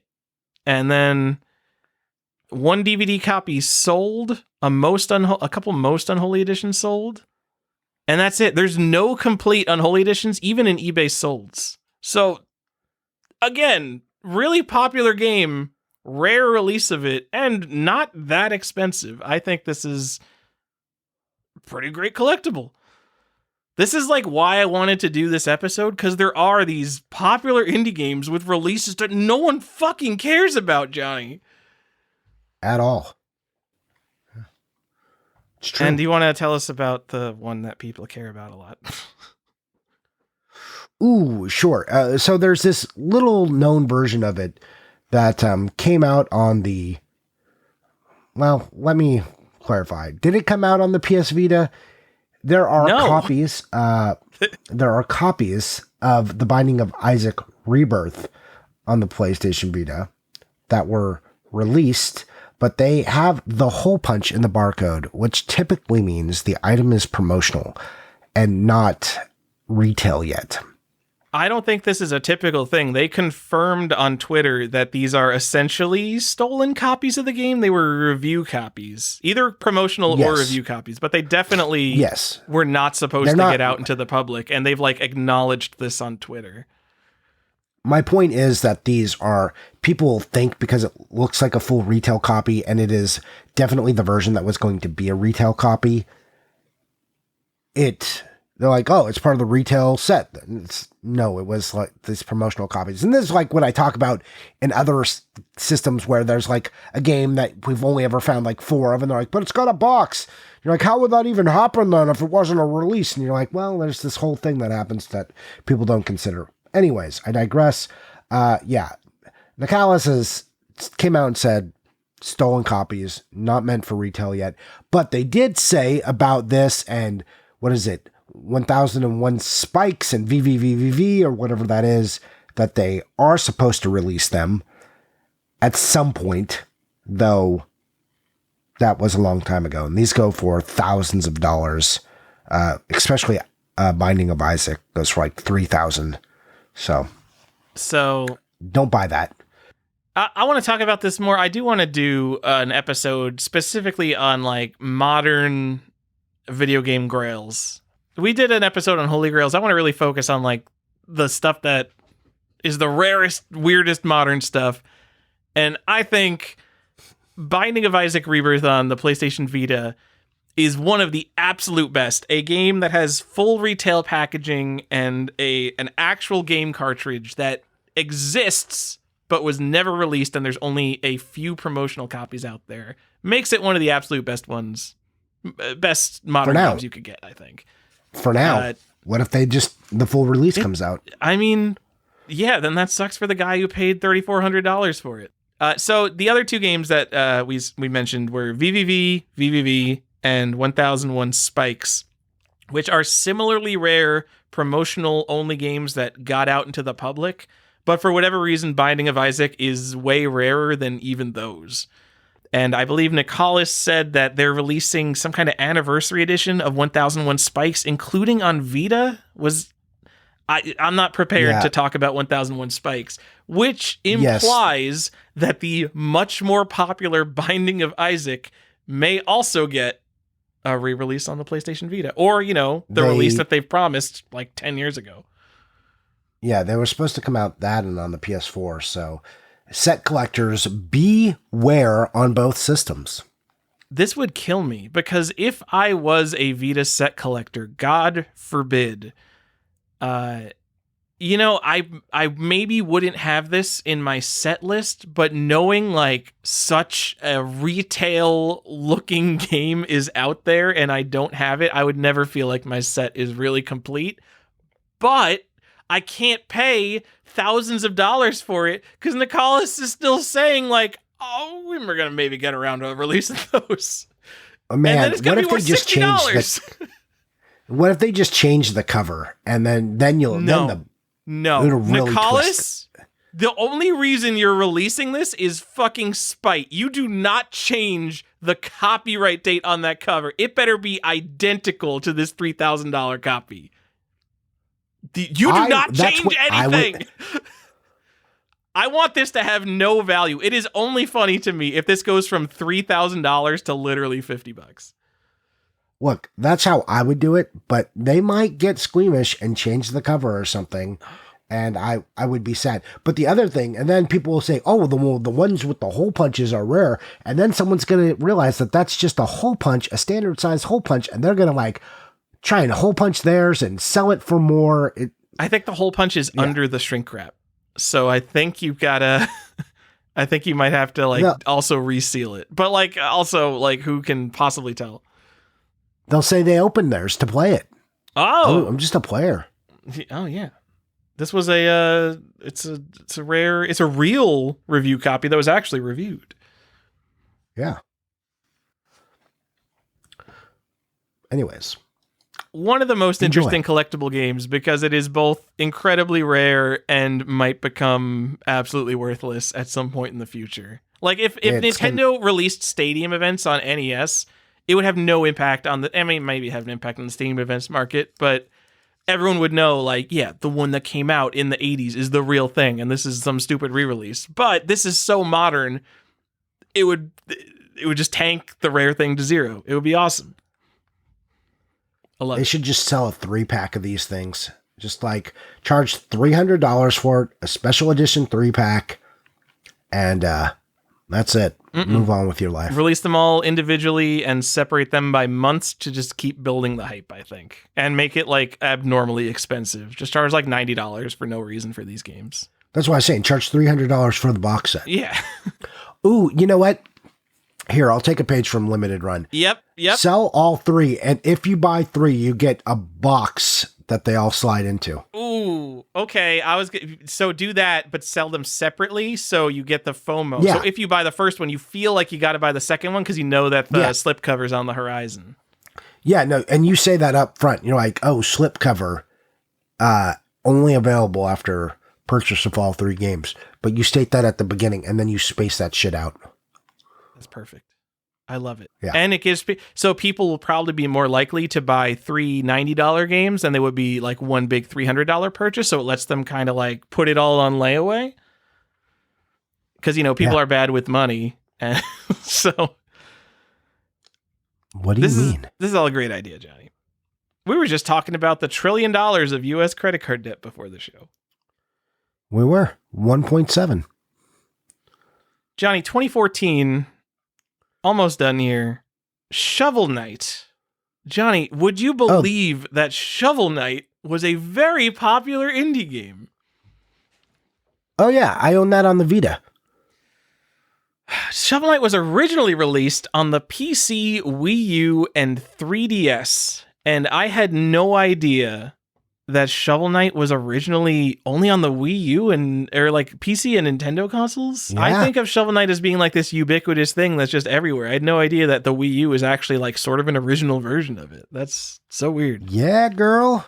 This is the best. This is why you need to be collecting the Wii U. Yeah, good news because everyone in 2019 was just like, I guess I'm collecting Wii U now. So you probably already have a copy of Shovel Knight on the Wii U. So good for you. You did a good job.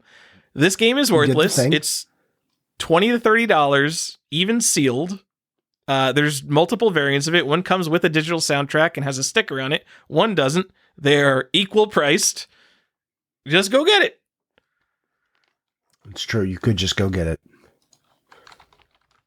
And it's also on the 3DS, which is also an original version, which, I don't know, to me, the big screen version of a game that is on both a portable and a console, I would get the console version because that would be the better version, believe it or not. Oh. But the 3DS version is more expensive because 3DS is way cooler than Wii U. 2 collectors. How much is the 3DS version? It's like $30 or $40 as opposed to $20 to $30. Oh, that's way cheaper than it is on the Vita. I hope anyone else is finding this funny. I'm enjoying this. What is the appeal of the Vita? There is none, but I know that you don't like it. So I enjoy that this is a secret Vita episode. I've been waiting for a while to tell you. So I do love that all these indie games got Vita releases. I would understand the appeal of the Vita if it had legs like the Nintendo Switch and it was just getting hundreds and hundreds of these games. It was just like this platform that just became a dumping ground for ports of games throughout history. And it's sort of like the smaller, sexier, more portable version of a Nintendo Switch, but it's fucking not that. So just get excited about the Switch and throw your Vita in the garbage. The only thing it has is Papers, Please. And fucking visual novels that are all on Switch, I'm sure. There's so many visual novels. Well, the Vita versions might not be as censored as the Switch versions. So consider that. Okay, moving on. Johnny, that's Shovel Knight. 2015 Undertale. Undertale.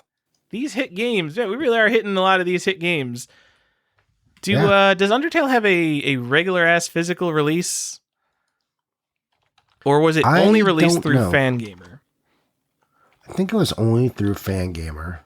Browsing eBay, I'm going to go ahead and guess it was only released through Fangamer. But it's been for sale forever.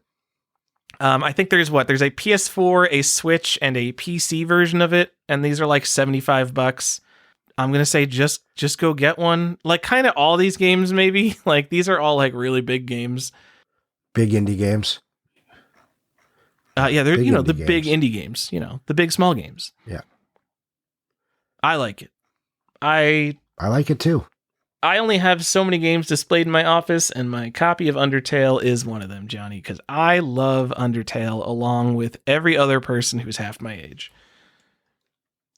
Yeah, it's the Earthbound, right? It is so much better than Earthbound. I'm sorry. Not the least of which because it's like 3 hours long, maybe. I know you got to beat it like 3 times, and it's a little bit different each time, but I love a short game, especially in a genre that's just too long and repetitive. And the battles are good. Undertale is so good. And like not only is it super good, but it's like it's got this huge presence. It's like this massive phenomenal hit, and everything about it feels like shitty RPG Maker's solo dev like guy totally bashed this game together. And I love that this truly feels like that guy in a garage type indie game, but it became like an outsized crazy hit. It's true. Johnny, in a similar vein, unless you have more to say about Undertale. I mean, it's literally been available brand new for years. Like one day they're gonna, I don't know if they're gonna, but they'll sell out of those or just stop selling them. And it will go up in price because Undertale is popular. Maybe not go up in price a lot, but I don't see if it's not available at Best Buy, I don't see a universe in which the Undertale Collector's Edition that was only available online, that only collectors bought, like halves in price like the average retail game. So just go get it now. Get buying that. Yeah. And I'm going to say the same thing about Stardew Valley, I think. Okay. Did that have a regular ass release? Looking at eBay? I think so. Maybe on the Switch? Yeah. It doesn't look like the's many copies. No, there's not enough copies available because like this game is so popular that I would see used copies if it had a retail release. So I think this is only available through Fangamer. Yeah, there's definitely not enough copies for it to have had a widespread release. So again, like this, like with Terraria, like just one of the games most synonymous with indie games, and this was another solo dev turned bigger type game. Made by Concerned Ape. Love when a video game developer keeps his online handle as his developer name. Yeah. Well, at least he could. Johnny, I don't mean to ask you the hard questions. Do you think people will remember Stardew Valley? You mean Harvest Moon? Yes, Stardew Valley was indeed based on the Story of Seasons franchise, Johnny. I think they will remember it, but they'll be like, that Harvest Moon game. There are more people now who know what Stardew Valley is than Harvest Moon. I'm sorry, Johnny. Video games are just a bigger medium than they were in the Super Nintendo days. It's just... I'm telling you, kids, they'll remember it as Harvest Moon, the original. Mark my words. Yeah, you're probably right. They probably remember...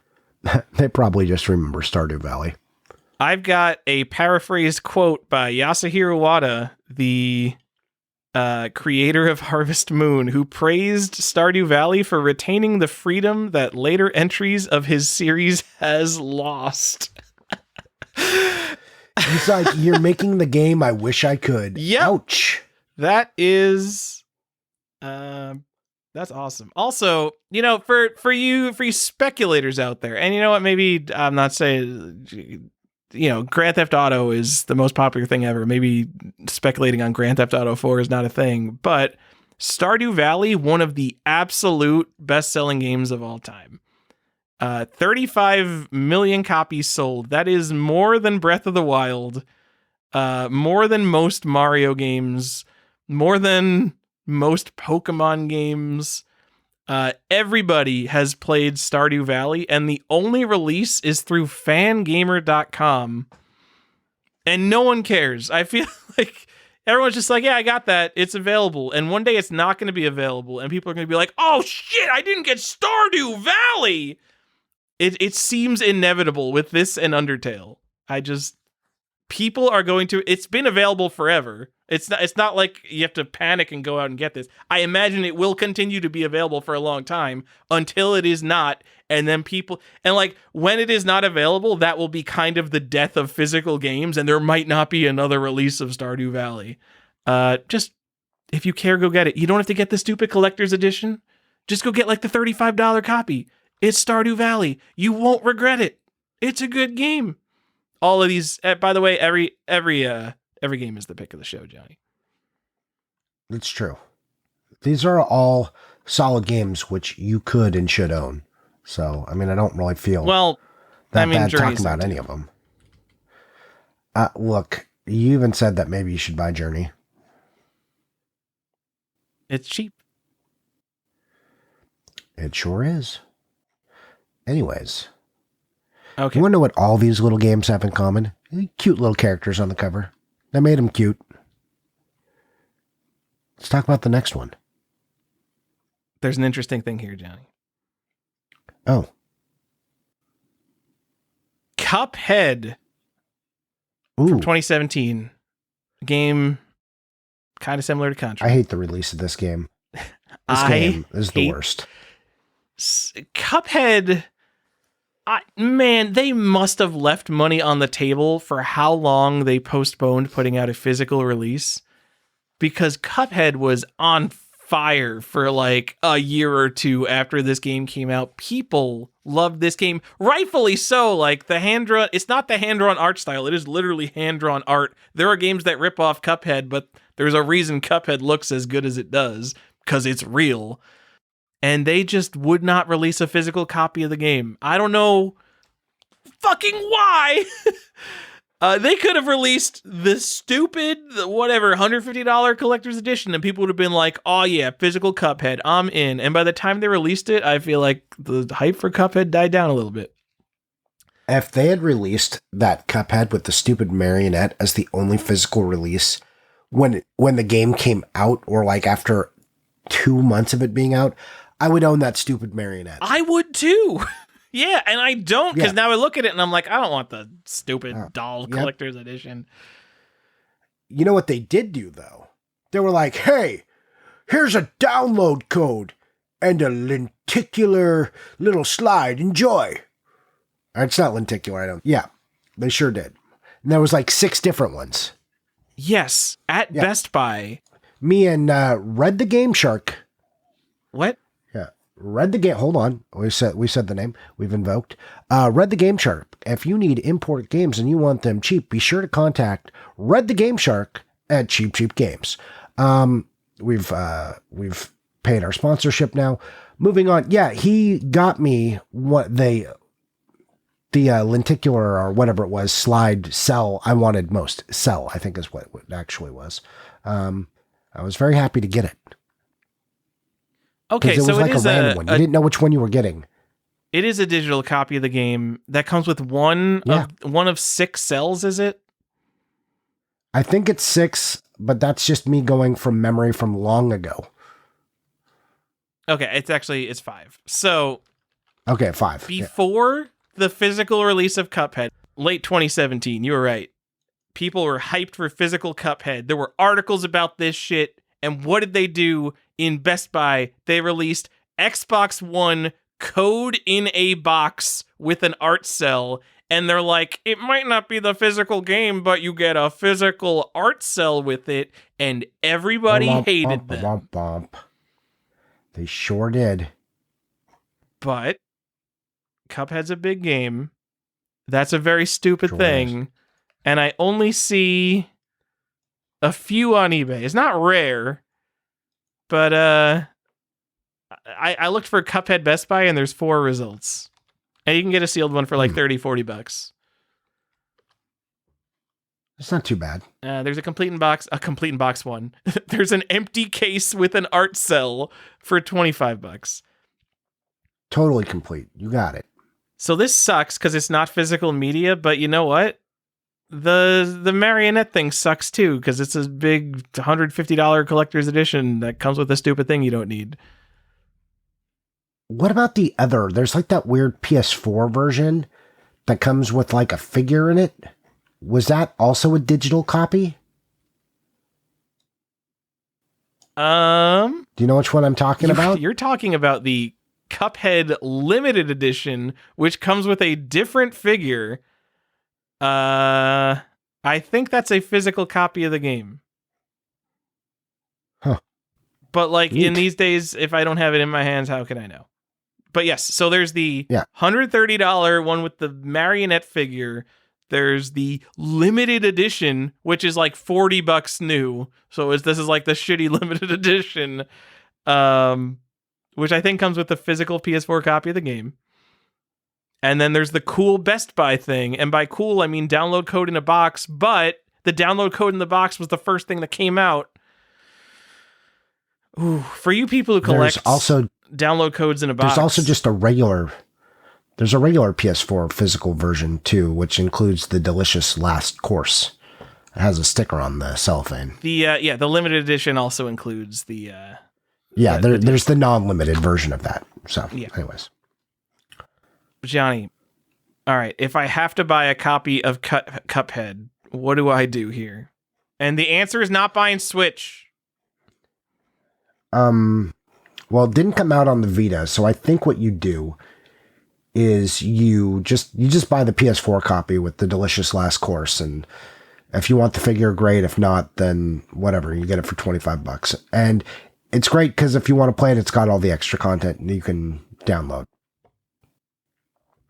I'm gonna buy the Xbox One empty box with an art cell in it.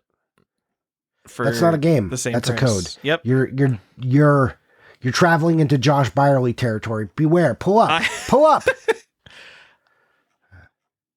I can't explain why. I think it's because I have such a distaste for collector's editions that include figures and stupid nonsense.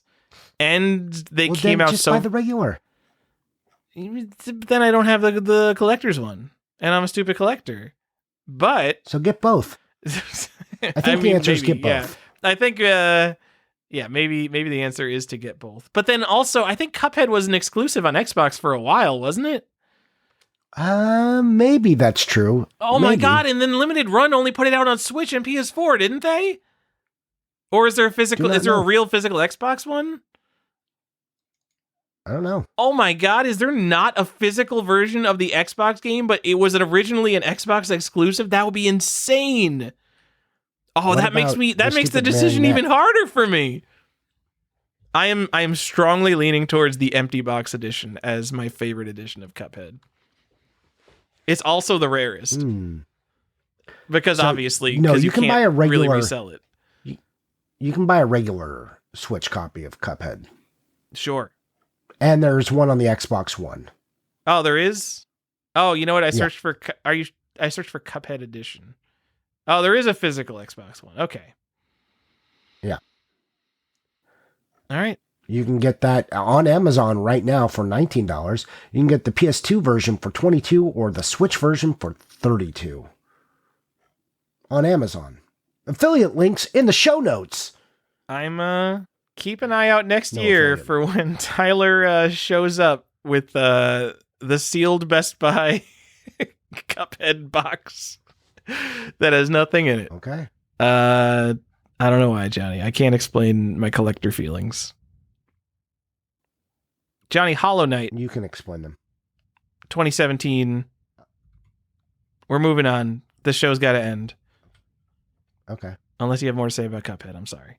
No, that's great. Perfect. Do you like... All right, stop. Pina coladas. Right? Stop Dancing in the me, rain? Johnny. You're getting delirious. It's getting late. Stop me if you've heard of this. This is a 2D Souls-like Metroidvania indie platformer. Never heard of this. This sounds so fresh, so new, so original. Tell me about the 2 special editions that must exist. Johnny, this was an Indie Box PC limited edition. Shit. Which I already mentioned because I gave you a list of all the good Indie Box games. But that was the original release. Wait, was this... So Indie Box did some separate things. I don't think this was part of their monthly subscription box. Because they also had a collaboration with GameStop where they put a bunch of DVD case games out. I think there were Steelbook games that they put out at GameStop. Yeah. No, Hollow Knight definitely was a regular ass Indie Box release, but for some reason it was limited to 4,000. Maybe what happened, because look at the back of the box. It says limited edition out of 4,000 on the back, but I'm pretty sure this is just the one they sent out monthly. Maybe what happened, they got their monthly subscription number and they rounded it up to a nice round number, and then they said, "Oh, this month is going to be a limited edition of just 4,000." Anyway, that's a lot of copies of the game. But also, PC games don't come up for sale maybe as much as console games do. And this was the first version of Hollow Knight. And Hollow Knight's a very, very popular game. I haven't played it. I know people like it. I don't know. I'm voting for Indie Box. A lot of I always will. There's some weird versions of it too. There, like I was saying, there was a version that was just a plush in a box that was at Best Buy. I think it was a Best Buy exclusive. Just came with the download code. And then Fangamer, I think, had a special edition with a little figure of Hollow Knight in there and a kind of a cool looking box, but it was big for the Switch. And I think maybe the Xbox and the PS4 also on that. Can't remember. Fangamer has the editions. PC, PS4, and Switch Collector's Edition. I think all the Fangamer stuff, I mean, their stuff is not rare. It's perpetually available, but they've got really good games. And again, this Hollow Knight edition, you can just go get it on PC, PS4, and Switch right now. Yep. But unlike Stardew Valley and Undertale, there is the cooler PC limited edition that came out first, and that one's over $100. So that's true. That one's cooler. Sorry. It is cooler. I will say too about the collector's edition one. The PC one is the cleaner looking box. Oh, yeah. It is just cleaner looking. Johnny, it's not it's clear white and you don't have a big red stripe or blue stripe just mucking it up. It's nicer. Can I tell you something about the Hollow Knight? You can. It's a PC game. It was a PC Game Jam game that got turned into a real PC game. Yeah, PC! Okay. If you say so. Johnny, 2018 Celeste. I've never heard of that game, so we could just skip it. There's about 400 different versions of that. Hey, you like strawberries? So there are 2 main limited editions of Celeste, right? There's in terms of big box, and also just in terms of Switch, because who cares about anything these days that's not on the Switch? But Limited Run Games has one that's just a strawberry, a plush strawberry from the game in a box. Isn't there one that has something to do with Celeste herself, though? Or am I making that up? There's a bunch of different covers because they did a secondary release. Fangamer has a copy of it. Maybe that I'm just thinking of the Fangamer copy. Yeah, because Fangamer has the Celeste Deluxe Edition, which regular size. They also have the standard edition, which is just Celeste's face up close. Okay, yeah. So it's just a box with a bunch of nonsense you don't need.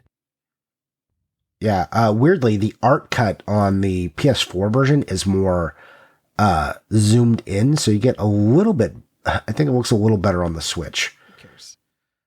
Look, we're here to provide some sort of context, like we're collectors that we look and care about these things. And just telling people. How do you feel about limited run games putting out a copy of a game and then it not just being their version at Best Buy, but a different publisher getting their own limited edition, and it's called the Deluxe Edition? Didn't they come back though and do a second version of Celeste, or a second round of releases of Celeste?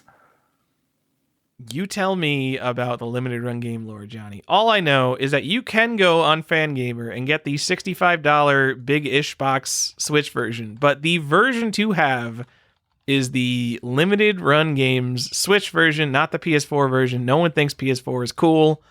What is it, like $200 almost? That's like one of your limited run games that actually went up in value for the collector's edition. So there's a PS4 version that's like you can get for like $100. The Switch version is a little more expensive. So I saw a lot of both the Fangamer and the limited run games one that just sold. Well, it didn't just sell, but went for $270, which would put the Switch version about $200. Limited run also did like the weird Celeste foil cover version, which just shows Celeste in it, like zoomed out, and she's just kind of floating there or walking. I can't tell because the cover is like nothing. Wasn't that just their release of the game that wasn't the collector's edition? No. Was it? Was that what that was? And then the one of Celeste reaching for the strawberry is their Best Buy version. Dude, games are a nightmare, let alone when two different companies release multiple versions of the game with different box arts, sometimes through different distribution channels like Best Buy. Yeah, what I don't know is because one of them's a foil cover of that, though, Tyler. And one I think that's foil. Just the cover. No, there's one I think that's foil and one that's not foil. I could be wrong on that. I don't know. If you want to be the coolest Celeste guy ever, you can go buy literally 4 or 5 different versions of Celeste just on the Nintendo Switch. You could. Hey, cool. Do you like strawberries? Please go get your Celeste. Winged Strawberry, we love you. I thought Celeste is definitely a game that people will remember, and I think if you go on like speedrun.com, still one of the most popular speedrunning games as of right now. So why? Oh, wow, Celeste is the second most popular right now, behind Ultra Kill, above Super Mario 64. That's I don't know how accurate active players is as a metric, but yeah, a lot of people play Celeste. Because hardcore platformers are the most popular speedrunning games, Johnny, come on.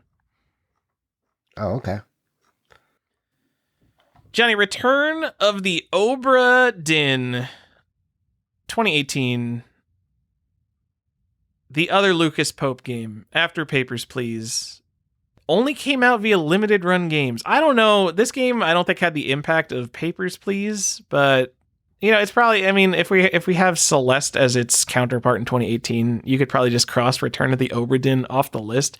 But it is a game that comes up in like best indie games of all time lists, and maybe deservedly so. Only got a physical release through limited run, and I think that is one of their cooler games. I think I remember telling you about this, and you were like, I'm going to get it. And then you're like, nah, F that. I'm not getting that stupid game. Did you wind up getting it? Yep, that is correct. If they had a PC version, I might get it. Probably because the PC version would be like $25 cheaper than the Switch version on the secondary market. Probably. And that would be great. I'd be like, oh, that's the version I played, and no one wants it. Perfect. Collector's edition, $180. When you get these limited run games that are like $200 for the collector's edition, that's because it's one of the games that people actually wanted. So, it's neat. It's a detective game. It's got a cool art style. A lot of people say it hurts their eyes to play it. Johnny got one more game. So we went from 2008 to 2019. The Outer Wilds. The game that, since its release, the most amount of your friends have told you, you've got to play The Outer Wilds. You don't understand. Don't read anything about the game before playing it. Tyler, you've got to play The Outer Wilds. You mean you haven't played The Outer Wilds? What do you mean you're playing God of War? Go play The Outer Wilds. It is It's one of those games. And you can get the Archaeologist Edition, Johnny. The Outer Wilds, I think, just got like a regular ass. So I don't know what this is. What is the Outer Wilds Archaeologist Edition? It is. You could easily get it less than $40 sealed for either Switch or PS4, but there's no used copies available, meaning it's probably like one of these things you can only get online. Like there's an Amazon listing for it, but it's clearly like weird third-party sellers, not like Amazon itself selling it. It's a little weird. Like what is with these? I don't understand these games like this. Is this just because the game is too old? And like you're only seeing the... If this had a widespread release, there would be used copies of the Outer Wilds for sale. There are no used copies. There are just like maybe 5 sealed Switch copies and 3 sealed PS5 copies. And that's it. But then there's the one seller who has like dozens of copies for sale. It looks like, how is this game released? I don't understand. You know, this is a mystery to me as well. Oh, is it an IM 8-bit release? Then why does some guy on eBay have like dozens of copies of it? I think it's an IM 8-bit release. And they did apparently release it through Amazon, Best Buy, GameStop, Target, and Walmart, but they are no longer in stock. Anyway, and there's also the collector's edition that comes with like a backpack and a bunch of stupid garbage you don't need. That was like $200. I don't know, Johnny. I think Outer Wilds will be one of these games that's very fondly remembered. I think pretty much all these games will be one of these games that is very fondly remembered. So go buy it on the Switch, because that's obviously the I have never played this game, but I have been told to play it. It's true. It is such a game that people tell you to play. And I think it will be a perennial best indie game of all time type thing, up there with the Stardew Valleys of the world. But for people who think they're cooler than that, because it's a more serious game. Well, I think we have some listener requests. And I have a request as well. What's the request? Let's do the listener's request before we get to me. Mm-hmm. Johnny. Can I just tell them what they were? Axiom Verge. I'm sorry, I didn't write down who gave us the suggestions, but you guys are... You're the Wii U game. The Wii U game. So... Yeah. Johnny, stop me... I don't want to repeat myself too much. Johnny, there is this 2D indie Metroidvania game, side-scrolling action adventure with Metroid vibes called Axiom Verge. Unlike any other indie game that's ever been released. And I'm sorry if you're some kind of Metroidvania aficionado. In my mind, they're all just the fucking same. But the interesting part of Axiom Verge is, of course, that it got an indie box release. No, the interesting part of Axiom Verge is that it was slated to come out physically on Wii U and was delayed for years to the point where everyone legitimately thought it just wasn't coming out, and then it came out, and it was awesome.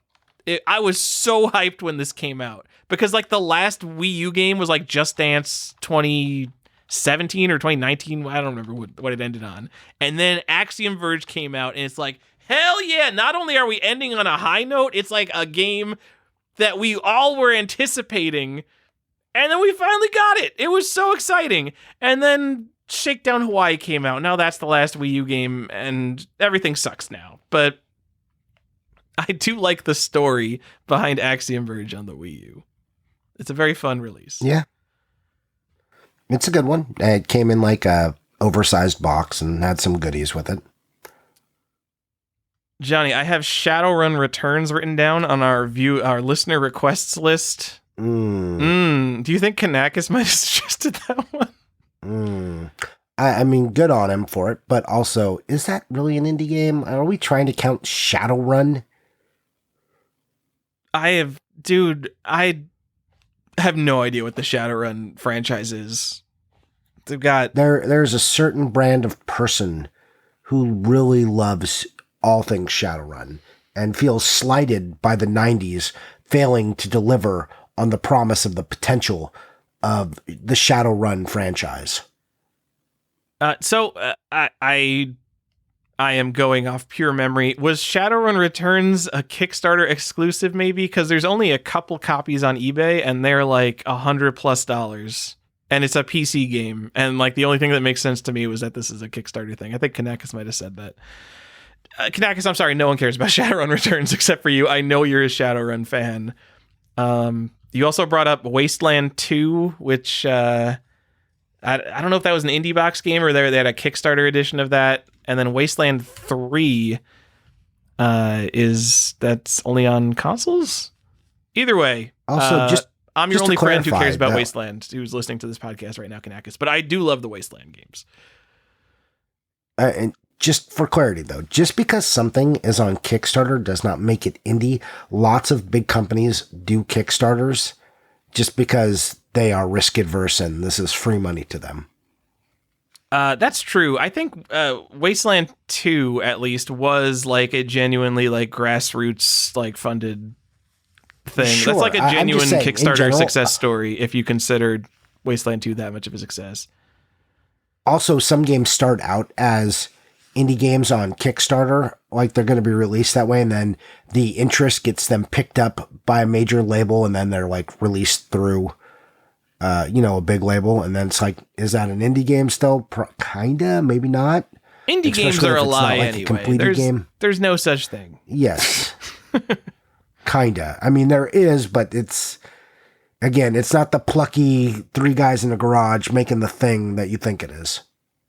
I think we'll talk about Hades in a bit, but I think Supergiant Games has like 25 employees, which, considering the quality of their games, that I know that is in some sense a lot, but like you're talking about like, QA testers and business guys and like a CEO and all that, like the amount of people like actually hands-on like art and programming and stuff, like it just doesn't feel like enough for how high quality their freaking games are, man.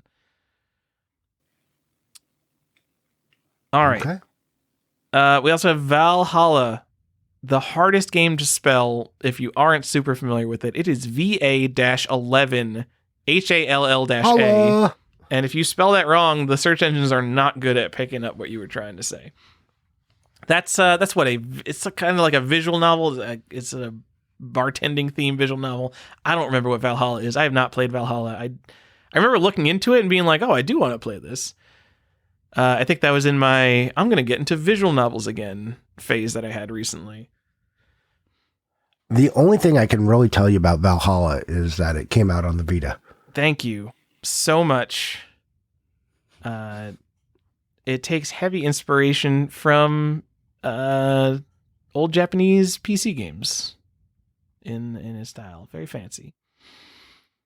Okay. I have a Reddit story to go along with Valhalla because I was looking it up because it was recommended in the Discord, and I was like, do people care about Valhalla on the PS4? Why was this mentioned? And I think it was mentioned because it was a limited run games release, and it's like either one of these games that was genuinely limited or like people are not selling for whatever reason. Like some of these limited run games you look up and it's like, okay, there's 49 copies for sale. Clearly nobody wanted this game.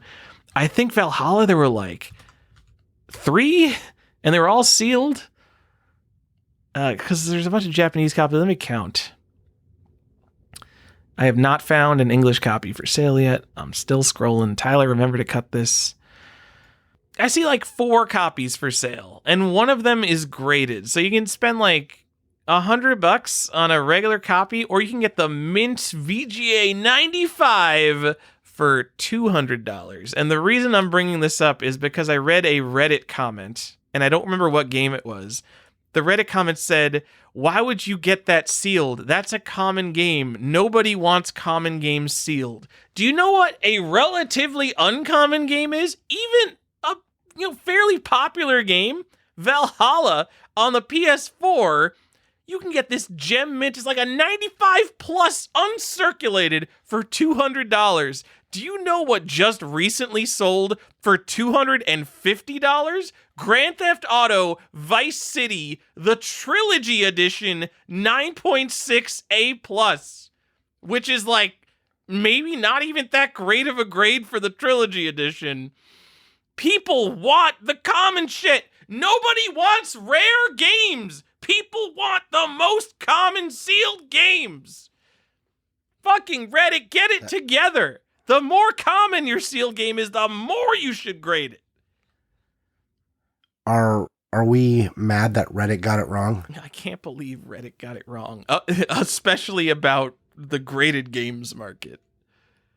Oh, yeah. Well, I mean, they're very insightful, really reasonable people. Valhalla. Oh, it seems kind of uncommon. Maybe go pick that up. Maybe don't. I don't know. It's a visual novel. I don't think people are ever going to care about it. Like, I don't think people are going to care about it in the same way they care about a Celeste or Hollow Knight. Maybe because it's a visual novel. I think the weird anime guys will care about Valhalla. Probably.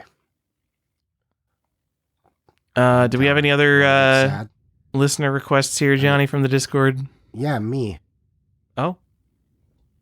What Remains of Edith Finch was not put on this list? I forgot why I excluded it, but it's because it's a little boring. We already had the Stanley Parable, which is the best walking simulator. It's not a little boring. It's great. Stop it. Okay, here we go. Stop Johnny, it. How Johnny, dare you? Great games can be boring. Buddy. You know what the best movie of all time is? It's obviously Jean Dielman, 23 Quai de Commerce, 1800 Brussels, which is the most boring movie ever made, but it's somehow the greatest movie ever made. You didn't like that, and you didn't like movie this. Sucks Maybe you've got so bad much taste. balls. Everyone has their head so far up their ass. What Remains of Edith Finch is awesome. You stop it. And it can be a little We don't boring. need to talk about it because I talked about it in an episode before, but like, come on. 2017, What Remains of Edith Finch, released on the PS4 initially as an I Am 8-bit exclusive, and then the Annapurna Collector's Edition. There's two different versions of that came out, which also included it on the PS4 and the Switch. The Switch, they're all on one cart. On the PS4, there's two different editions of this, and it's like one is like a disc case where like each game is like in one of those old style like CD cases where there's like 6 or 7 discs would go in there, and you would zip it back up like your CD case. And then there's another one which is more like a traditional box set where each game has its own case. So there you go. Great game. Go play it. Not very long. Not so long that you would say, I don't know, get bored of it, Tyler. Yeah, it's not very exciting. It's it's a game. You might call it like, what's the opposite of exciting? Stimulating. Interesting. Thought-provoking. So good. All right. I mean, Edith Finch is fine. A game can be good and overrated and fine at the same time. Okay. That was all I got. I wanted to. If you get to sit here and just like mouth gobble Jonathan Blow for a whole episode, I can talk about What Remains of Edith Finch. I wanted to bring up that I'm sad that there will never be a physical release of The Witness, because it is. The more I think about The Witness since I played it, the more it is like the masterpiece of the puzzle genre. I don't think there will ever be a better puzzle game for people who hate video games. The Witness isn't just a puzzle game. I feel like it is an entire critique of the gaming industry in every aspect of its design. Because Jonathan Blow is a pretentious douchebag and a genius. Yes, he is. Johnny, are we done? Those are some indie games. You should buy Papers, Please on the PlayStation Vita. That's what this episode was about. We really just wanted to push you to buy Papers, Please on the PlayStation Vita. Tiger Wolf, I've not read this question, but it's probably going to be weird. If there were a cartoon animal that represented collectors, what would it be? It was weird. Yep. Look, this showing about that furry life, tiger and wolf. He said squirrel, and that would also have been my answer. I sometimes say Because like hoarders. Yeah, because hoarders. You got that squirrel brain. That's just a little bit crazy. And I mean, what else? What else would it be? Like, have you ever seen like a squirrel who hides nuts in like a light pole at the side of the road, and he's just got like way too many nuts when they fix that. He doesn't know how many he's keeping. His brain just tells him, I need more nuts. Yeah, I've seen them like open up the wall of the house and just thousands and thousands of nuts fall out. There's a your mom joke in there somewhere. I'm not going to make it. Cartmageddon asks, hey Tyler, what's the most secure internet browser, and what are other things I can do to protect my data? Johnny, you want to have an after dark Tyler's privacy talk? Yeah. All right. Not right now, but I know. There are no good internet browsers. I'm answering this question so late. This was asked in September. Just use Brave or Firefox or something. Don't use like Opera or any stupid trendy shit like that. Like the Zen browser or whatever. There are no good browsers. Just like there's no good email service, there's no good browser. There's nothing you could do about it. The internet is the internet, and it's a terrible, terrible place. The most important thing. I'll just put on incognito, man. That's gonna be fine. Just put on incognito mode. You're safe. They can't get you. My favorite webcomic of all time is it's a guy talking to a Google Chrome logo, and he's like, I want to make a search, but I don't want you to know what I'm searching for. And then the Google Chrome logo brings out a little puppet and says, but will you tell it to Mr. Incognito? It's really funny. Yeah. Yeah. Pretty much. That's so stupid, but yeah. Carmageddon, also go ahead and delete all of your unused accounts. That's probably the best thing you could do to protect your data. All your comments and accounts, all the old social media shit. I went and like deleted old forum posts and like comments on the internet that I found from old accounts that I found stuff from like 2006. You know what? You probably said some shit on the internet that was really dumb 20 years ago. I think you said something in a forum, and I searched for it and found the post, but your name was redacted from it, but searching your name still found the post.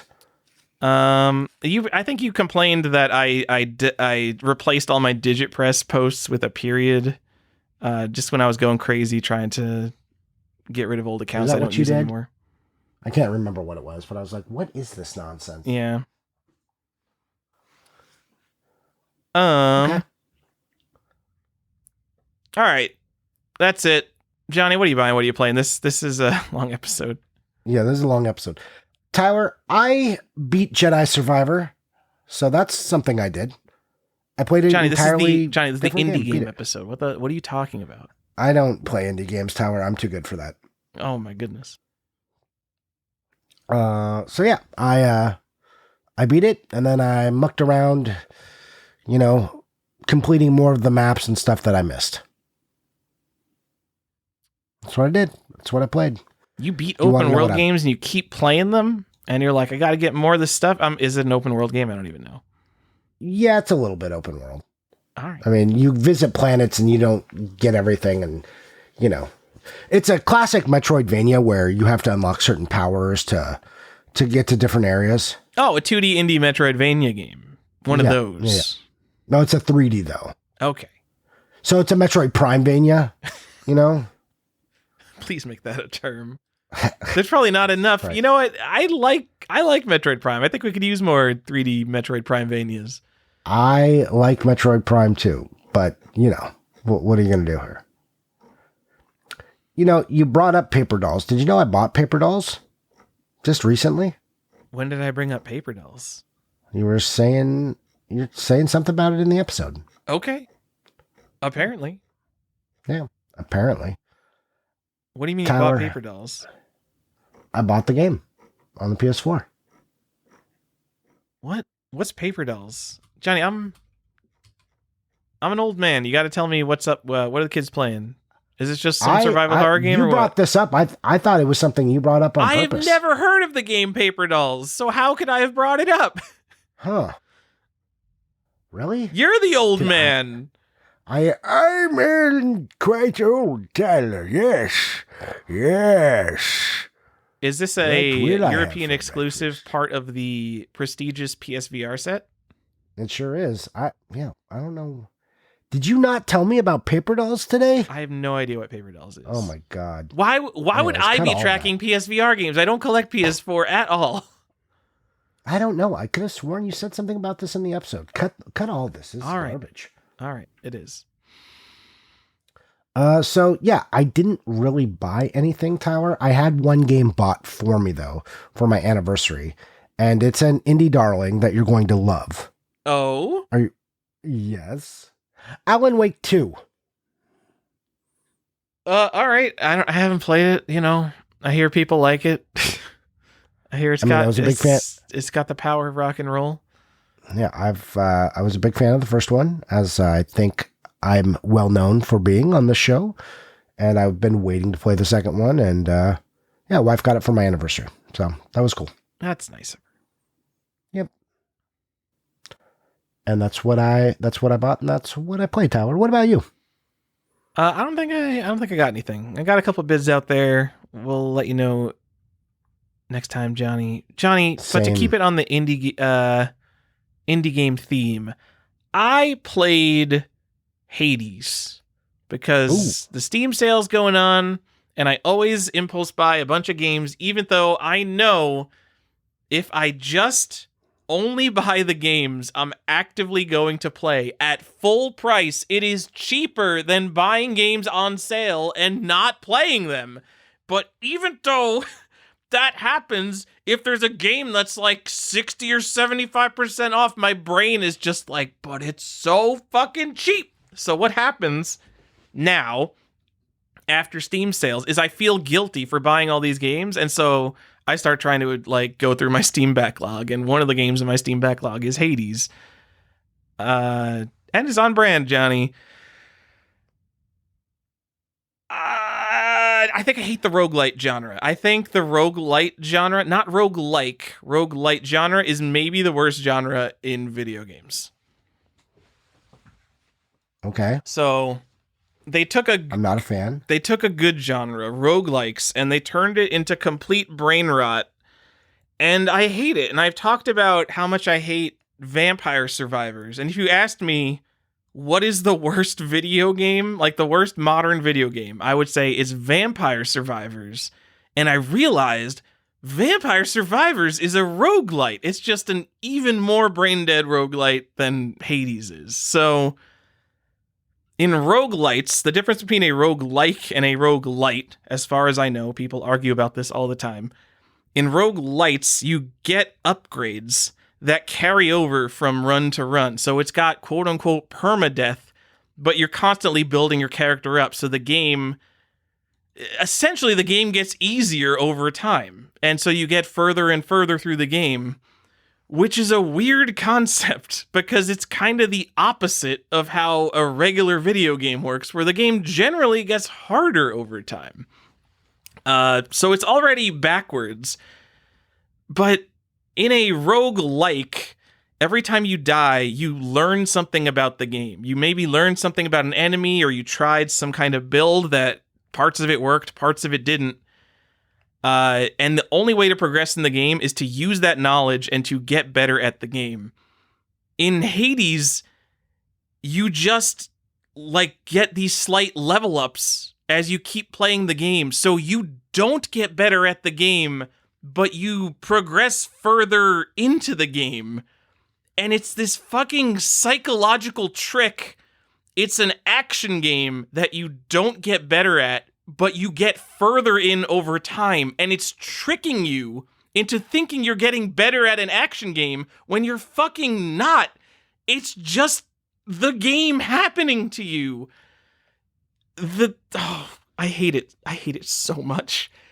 The equivalent of this is if you had Super Mario Brothers, and the first time you played Super Mario Brothers, you could only jump a fourth of the height that you could in a normal game. You only had one life, and you weren't allowed to use any power-ups. And maybe it would be technically possible for a godlike speedrunner to beat Mario like that. Most likely, like, for all intents and purposes, you cannot beat the game because you just don't have enough shit to beat the game yet. And after you die 100 times, you'll unlock, say, you'll have 10 lives to beat the game, and you'll have 6 fire flowers you can use at any time, and you could jump twice as high as you normally can, and you're just completely overpowered, and nothing fucking matters anymore, and the game is too easy, and it's just fucking brain rot. And sometime in between when the game was impossible and when the game is too easy, there was the perfectly balanced game that's actually a good game, but you didn't even notice it because you were too busy grinding for more mushrooms and more fucking flowers and shit.